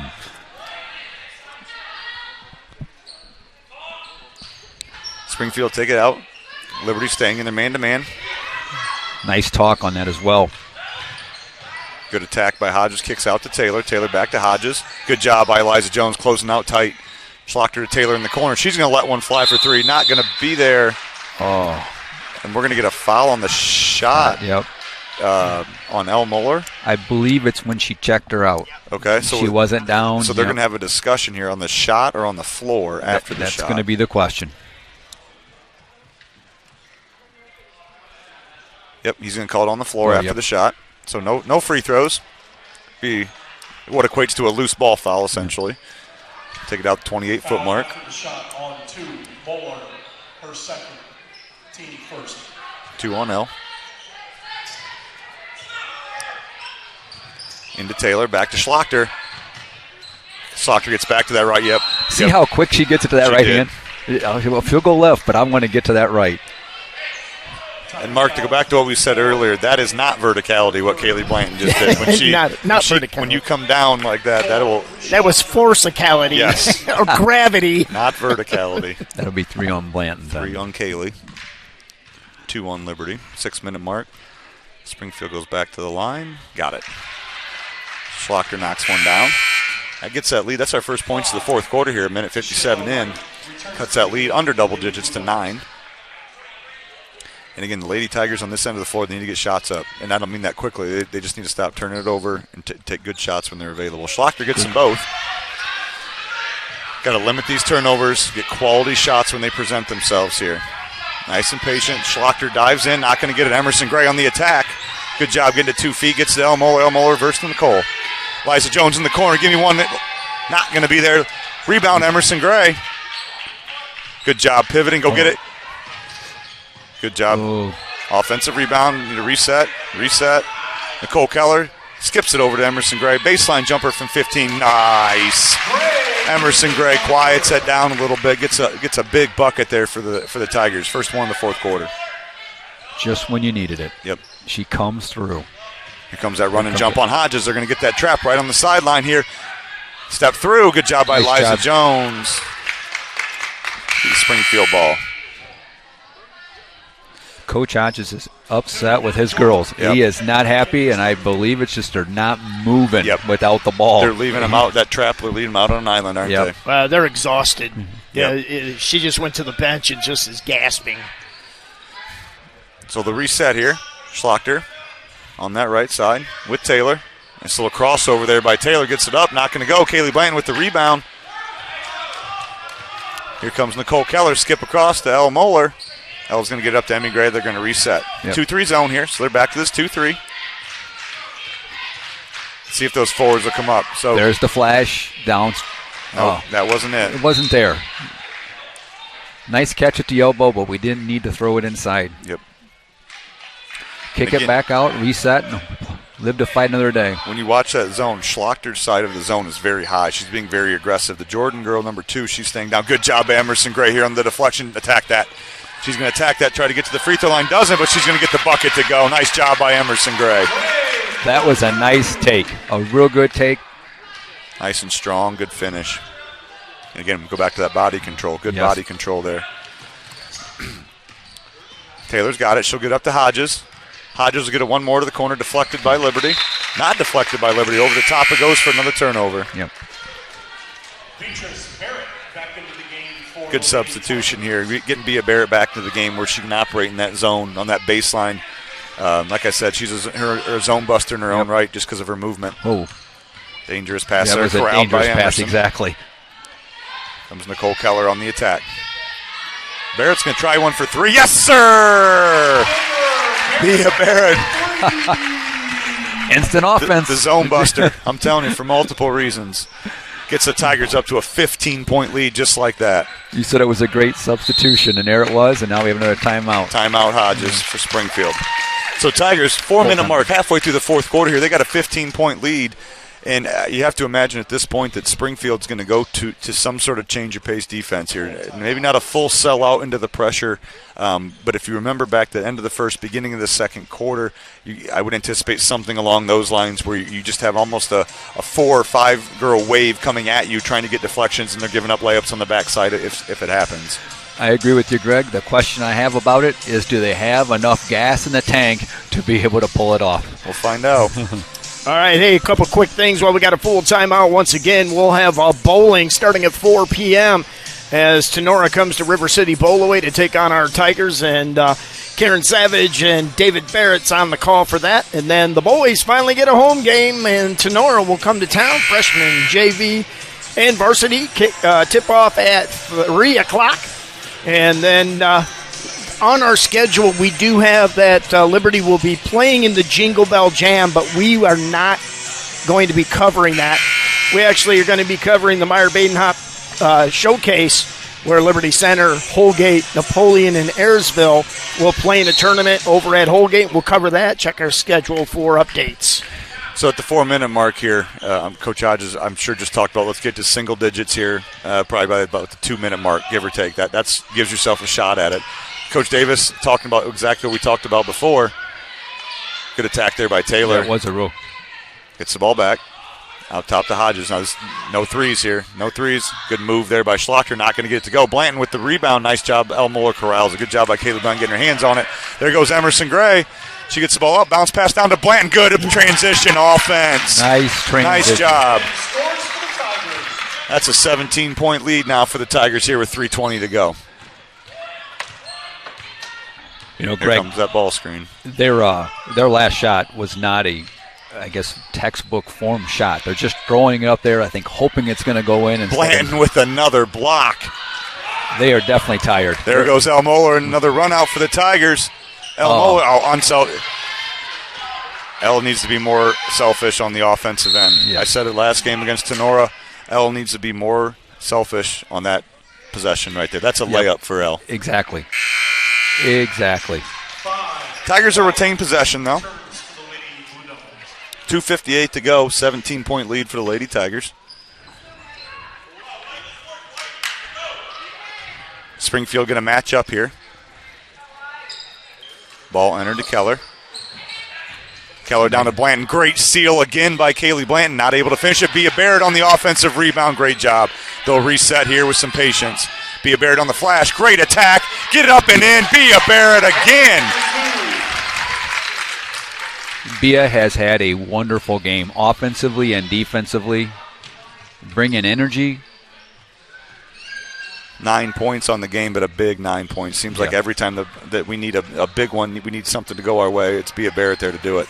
Yep. El Mola dives on the floor, gets the rebound. Here we come the other way. Nicole Keller, good pass over to Emerson Gray. She'll turn, spin, fire, and gets fouled.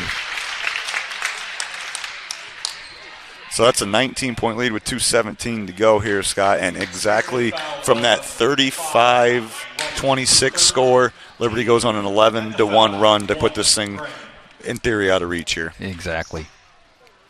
And again, the depth. Emerson Gray with the first free throw, knocks it down. That we can come at teams with is a true bonus that other teams and a luxury that they do not have. And how about a quiet 16 so far for Emerson Gray?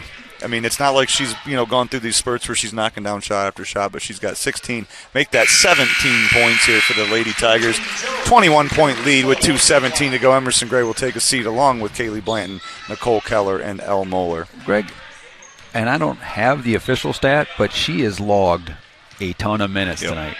This may be the biggest break she gets. She must be. She's either in shape or she's getting in shape. Exactly. One of the two. So Tigers actually going to come on a 1-3-1 here. This is just not an aggressive one, just to slow them down here. Force a little bit of passing. Jordan off again. And I think she's a shooter, Scott, and just not her night. Yes. She's letting it go. Good quick trigger. Stands in that corner. Hodges and Taylor penetrate. Jordan just not able to knock them down. Yeah. No, you're right about a quick trigger. And she's a shooter. She has no hesitate. There it is again. Let it go again. She's short again, yeah. Just needs to get that elbow above the eye maybe a little bit. But she's just Southmore. Yep. Good hustle there by Schlachter. I'll tell you what, Schlachter's played a whale of a game herself here. She's aggressive. She's I feel like a girl that would fit in very well in this Liberty Center Tiger basketball team with her aggression. It absolutely. And you know what? She has not sat out at all. Yeah. She's played the entire game. But I think you take her out, that lead would have shrank or grew quite a lot quicker. I mean, she has been solid for him. Excellent job by the referee retrieving that basketball underneath the bleachers there. Not part of the contract, but he did it anyways. Coming up with the cobwebs. Thank you for cleaning it. Yeah. Tigers are under the ball here with a minute 30 to go. Over Gracie's head. Liza Jones has got it. It's ball to Gracie. Tigers, I think you'll see some real patience here. Let's go to a little 5-out motion. Emerson Gherkin, Gracie Miller, Liza Jones, Bea Barrett, and Molly Perry, the 5 to close this one out for the Tigers. Gracie Miller dribbling up top. Here comes a double team from Taylor. Gracie on the attack to Barrett. Reverse up top to Gherkin, and good job. Very good patience. Good delay game offense here. And you're also seeing the senior maturity. Yeah. A lot of players may have shot that, but Bea, being a senior, understanding the game now, kick it out, rotate it around again, the ball in your possession, nothing wrong with it. Stay tuned at the conclusion of the game for the KK Collision post-game show. We'll have a couple of the athletes and Coach Tim Davis upon the completion of this game here. Emerson Gherkin on the wing. One thing to watch here, if you're the Tigers and Coach Davis would like to see, because you're going to need this offense. You're going to need this offense at some point in the game. It's maybe a little bit closer than this. So one thing you want to do there in those situations, you don't want to dribble until you have to. You don't want to catch the ball and dribble right away, because then you end up picking it up, and those are great trapping opportunities. So something I'm sure Coach Davis will talk about with his girls when it comes to end-of-game situational stuff. Yeah, we're getting the win tonight. Yep. But as you said, there's a lot you can look at, a lot you can take away, learn from it, grow from it. And it'll aid us in the long run. Yep. 48-27, 22 seconds to go here. But I will say for a game, for the last 2 years, Springfield has beat us, and one that they won tonight, they got it. Yep. They hard-fought win. Great win for Coach Davis and the Lady Tigers here. After the last couple of years and the way they played tonight, wearing them down with their depth. That'll be a final here from the Jungle and Girls Varsity Basketball. Liberty Center 48, Springfield Lady Blue Devils 27. Great non-conference win for the Tigers. All right, once again, stay tuned for the KK Collision post-game show. With that, we'll have a couple of our athletes, and Coach Davis will join us here. But again, check out our website for schedule changes. The Jingle Bell Jam is on there, but we did not get authorized to do that. They've got their own broadcast stuff. But we will have the bowling on Friday. We will have the boys at their home opener at 3 o'clock. And the freshmen, it will be a freshman game, Greg? Yes. Yep. All right. It's one of the few freshman teams that we'll see all year. I think maybe 3 or 4. And not a lot want to play triple headers anymore, unfortunately. Yeah. Yep. And then we will be covering over the holidays the Meyer Badenhop Showcase, which will be Liberty Center Tigers, the Holgate Tigers, the Ayersville Pilots, and the Napoleon Wildcats. And I think we're going to play Ayersville first. Correct. So we'll open up with Ayersville.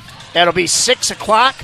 Check our schedule. We'll have that. And I don't know who's going to be on. Oh, yeah, you'll be on the call, won't you? On the Friday game. On Friday game. And then Saturday we'll be right back there for whatever game Liberty Center plays in. The championship game, I'm going to call it. Let's hope. Yeah.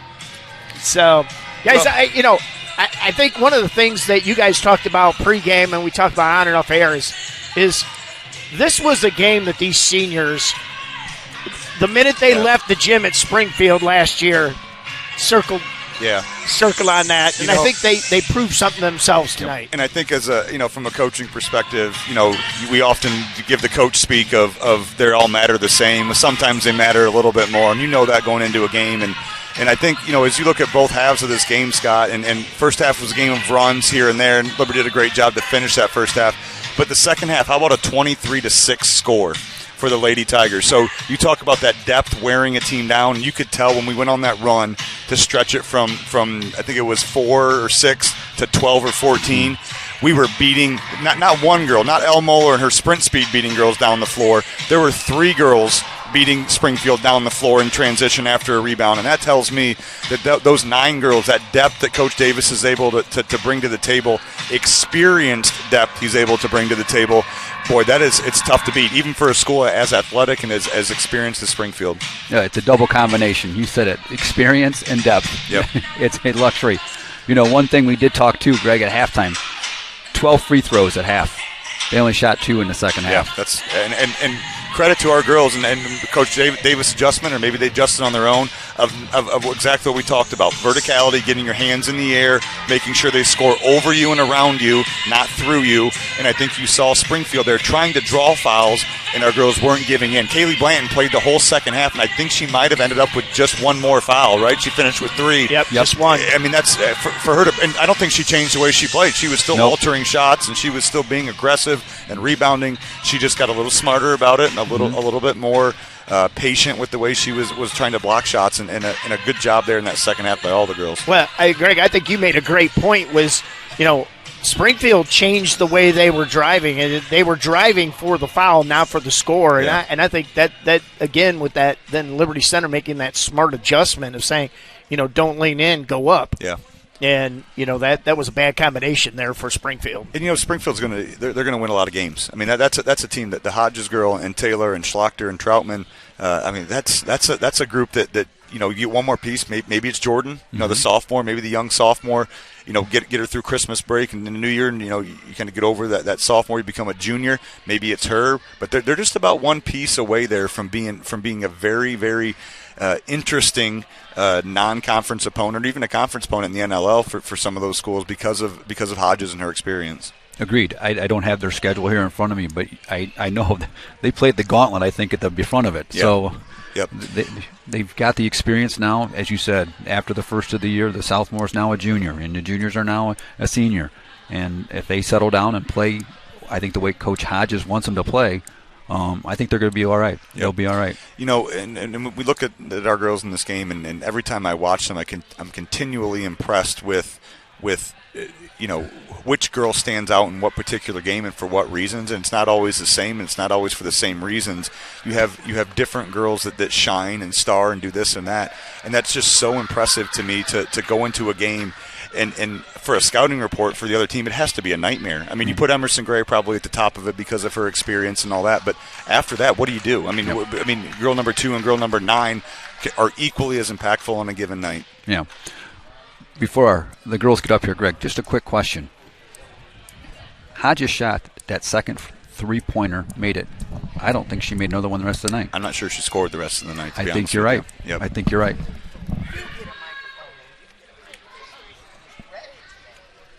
All right, joining us now, Bea Barrett, Molly Perry, and Liza Jones. Congrats, ladies, on the win. Thank you. Thank you. So you can now the game's over. Be honest with us. Did this one mean? Was it circled on the schedule? Did it mean just a little bit more because of the way the last 2 years have gone, or is this just like any other night for you? Oh no, this is it right here. Yeah. It was definitely a big one. Yeah, we really wanted that one. Yeah. So what was the talk? Tell me what the talk was pregame. So I know us coaches, Coach Davis, I'm sure kept it very. This is just like any other game. What are you girls talking about amongst yourselves before the game? We really focus on their main couple players that are really good. They really shoot the threes, and I feel like we could shut them down really well tonight. Yeah, we just talk about how we shut them down, how we need to rebound, because that's one of our weaknesses. So I agree with the rebounding. That was a really big one for us because we've been focusing on that for a lot of games now. Just focusing on their main players. So, Bea, I have to ask you. So this is the second one that I broadcast, and both teams have gone to a zone at some different point throughout the game.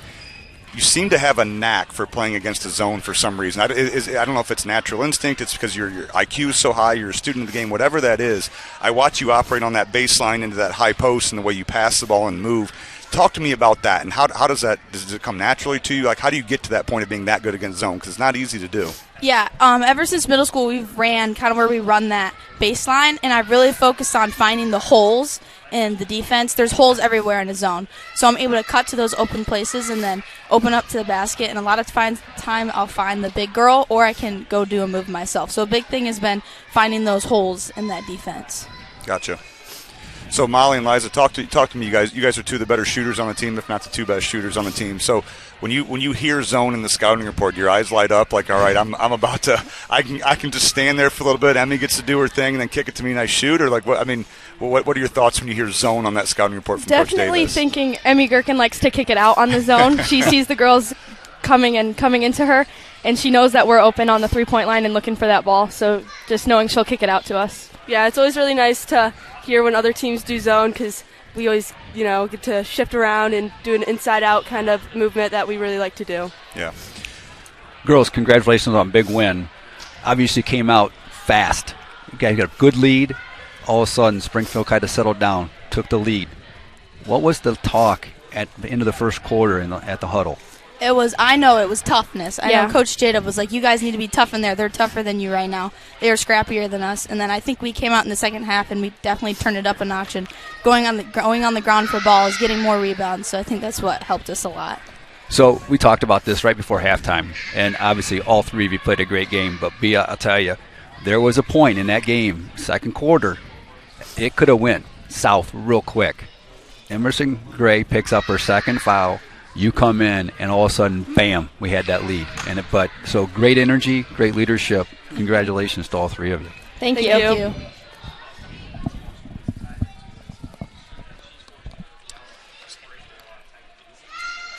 All right, we're waiting for Coach Davis here. He's doing his radio interview, and then we'll have him for the post-game comments. And I tell you what, one of the things that I love about this team is they play very aggressive. They play very smart. They love to get on the floor, and then they come up here and they're like, yeah, we really did a good time, and everybody's saying kumbaya, and they're in the locker room going, no way, yeah. I'm gonna.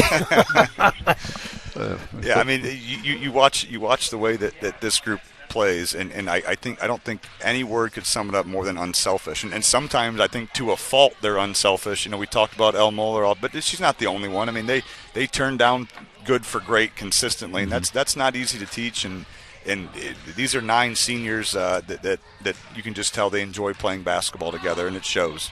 Yep, but that unselfish thing you're talking about separates teams. No question.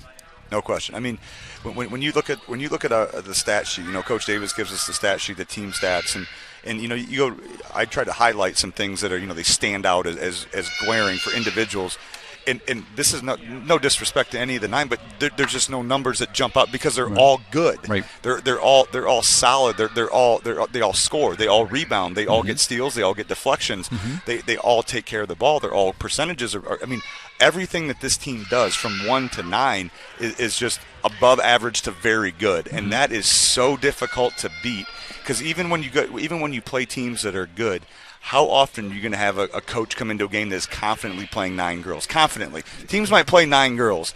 Confidently playing 9 girls is a whole different ballgame. When the rubber hits the road, there's a difference. Yep. You're exactly right. And it's to have 9 complementary players. Quickly before we get Coach Davis on the hook here, I do want to give a shout-out. The JV girls won again. I think they're 4-0 now. A little bit different because they've had a lot of games cancel, and Coach Davis can 5-0? Yep. Okay, 5-0. I don't know yet. Who knows how many games cancel? I think we got word tonight that some other games have canceled too. So, but JV girls with a nice solid win, some great performances. Aletha Falls night, a good night. JV again for 2 nights in a row. So. Yep. All right, Coach. So I just talked to the girls, so I want to know from your perspective. You go into the game, and you tell yourself as a coach every game matters and every game means the same. It doesn't. We got to prepare the same. This one was circled, right? And talk to me how you communicate that to the girls or don't communicate that to the girls so that they are treating it differently from an energy standpoint, but they don't get too nervous or overly zealous to play in the game. Well, I'll say one thing: we're fortunate enough to have 9 seniors, so that right there makes a big difference. Yeah. When you're talking about how they look at the game, and I think our girls are hungry enough that they don't want to lose. They don't want to lose any game. And that helps. And you could see it, we didn't play very well tonight. There's no doubt about that. But you could just see them, they were, the locker room at halftime and just talking to each other and understanding that we didn't play very well in that first half and we've got to clean some things up. And I think maybe we might have overlooked them a little bit. And as far as you're coming off a game like Tenora on Saturday where I thought we were outstanding, we were just a little sluggish tonight, and that's what we talked about after the game too. You're not going to play your best game every night, but when you cannot play your best game and still win by 20, you did something right. Yeah. We've got a lot of options too offensively. So one night it may be one player, the next night it can be someone else, and I thought tonight Bia was outstanding for us and gave us a spark and did a lot of really good things. Yeah, let me go to that first, Bia, because this is the second time now that I've called this game, and both teams have gone to a zone at some point against you. She has such a knack for playing against a zone on that back line of running that baseline position and Xing to the high post and knowing when to dump it down. She's just so natural at that. And I thought the biggest play in the game, in my opinion, and Scott and I both talked about it, Emerson gets her second foul and Bia comes in. They're going on a little run. Happened right down here. Troutman gets the rebound. She just rips it away from her. Just takes it out of her hands, goes up, gets fouled, comes back down. I think we went on the 7-0 run or something like that to get it. Bia Barrett tonight, I feel like did so many things well, but maybe the most impressive was that zone offense she was able to run. Yeah, this type of game where there's not a lot of fouls called is a very physical game. It's right up her alley. She loves that style of play, and so it worked for her tonight. She brings something to the game for us that the other 8, I'm not sure, bring exactly what she does when it comes to that toughness and grit. To find a way to make a play, and she does a really nice job of, hiding behind the defense there a little bit in that high-low, and that's, and she can. The other thing is down there, she can also step out in the corner, like she hit the 3 there also, so she can step out too and hit that. So she's a perfect person to be down there, and you're right, that late in that second quarter, we were down. We kind of switched up our defense and went to the 1-2-2, which seemed to work and got us a lead there. So our bench, our girls that were in at that time, did a really nice job when we had Kaylee and Emmy on the bench. So that was huge. And then the other big play I thought was Nicole Keller's 3 was another big one. Yep. Coach Davis, you talk about grit and determination that Bia has, but I'll tell you what, I think the rest of them showed it tonight too. The aspect of, you said it wasn't their best game.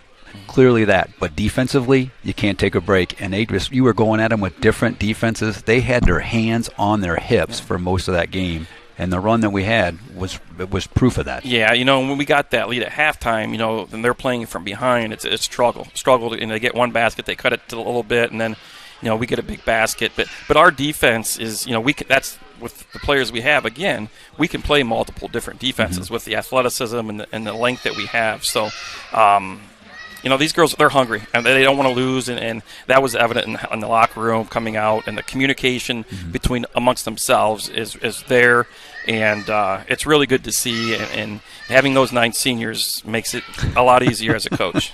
Well, enjoy it, Coach. Congratulations on another big win, and good luck going into the holidays here. Thank you very much, Congratulations. Guys. Thank you. All right, there you go, Coach Davis. Kind of giving he always says the coach things, say. Yeah, that's right. You always say those coach things. So, and I'm sure, Greg, you're going to be saying those coach things too. But it's nice, and again, I think, the question I was dying to ask him, but I know he wouldn't answer is, now the next game for me is the Bryan Lady Golden Bears. Yeah. That's the next circle on the schedule for me. That's the one, out of the 2 or 3 games that they said, it got away. Springfield, Bryan. And it's at home. There's a game coming up here quickly that I think is going to be one of the premier games in Northwest Ohio when our girls take on the Anthony Wayne girls. That's the one. Anthony Wayne girls have aspirations very similar to ours in Division I girls basketball, and that's a team that is very talented. They are not going to be intimidated. They are going to be crisp, and it's going to take a very good effort out of our girls, which I know they have in them. That for Coach Davis, I think, is going to be the barometer of either, holy cow, like we are up here, or maybe like, hey, here's some things we can work on. That will be an exciting Jingle Jam, I believe is what it's called. Jingle Bell Jam. Jingle Bell Jam game, 2 p.m., I believe, on Friday, the 29th. When it comes to girls basketball in Northwest Ohio, that's a premier game. It's at 2 o'clock, and if you go to the Cedar Point Rec Center website, they do have an option to watch the game 2 o'clock. Yeah. So, they're tall, they're long. I'm going to tell you right now, if you're not doing anything on that Friday, go watch that basketball game. That'll be worth the price of admission. Get on the Turnpike. It's an hour and 15 minutes. It's right off the Turnpike. Yeah. There's good restaurants right there. Some good seafood right there. Well, Northwest Ohio seafood right there. But Lake Erie seafood. Lake Erie seafood, but that'll be a good girls basketball game. Go check it out. All right, well, let's go ahead and get out of here. A great win for our Lady Tigers tonight over the Springfield Lady Blue Devils.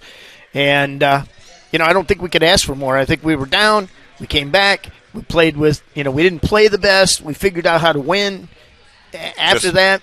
Just win, baby. Yep, just win, baby. Just let's say the old Charles Barkley, just go get it. So, all right, for the coach, Greg Badenhop on the call, and Scott Army on the color. I'm your host, Mark the Captain Bly, and once again, I believe it's 48-27, the Lady Tigers victory over the Springfield Lady Blue Devils. And with that, everybody, as always, it's good night, everybody, and it's good Tiger sports.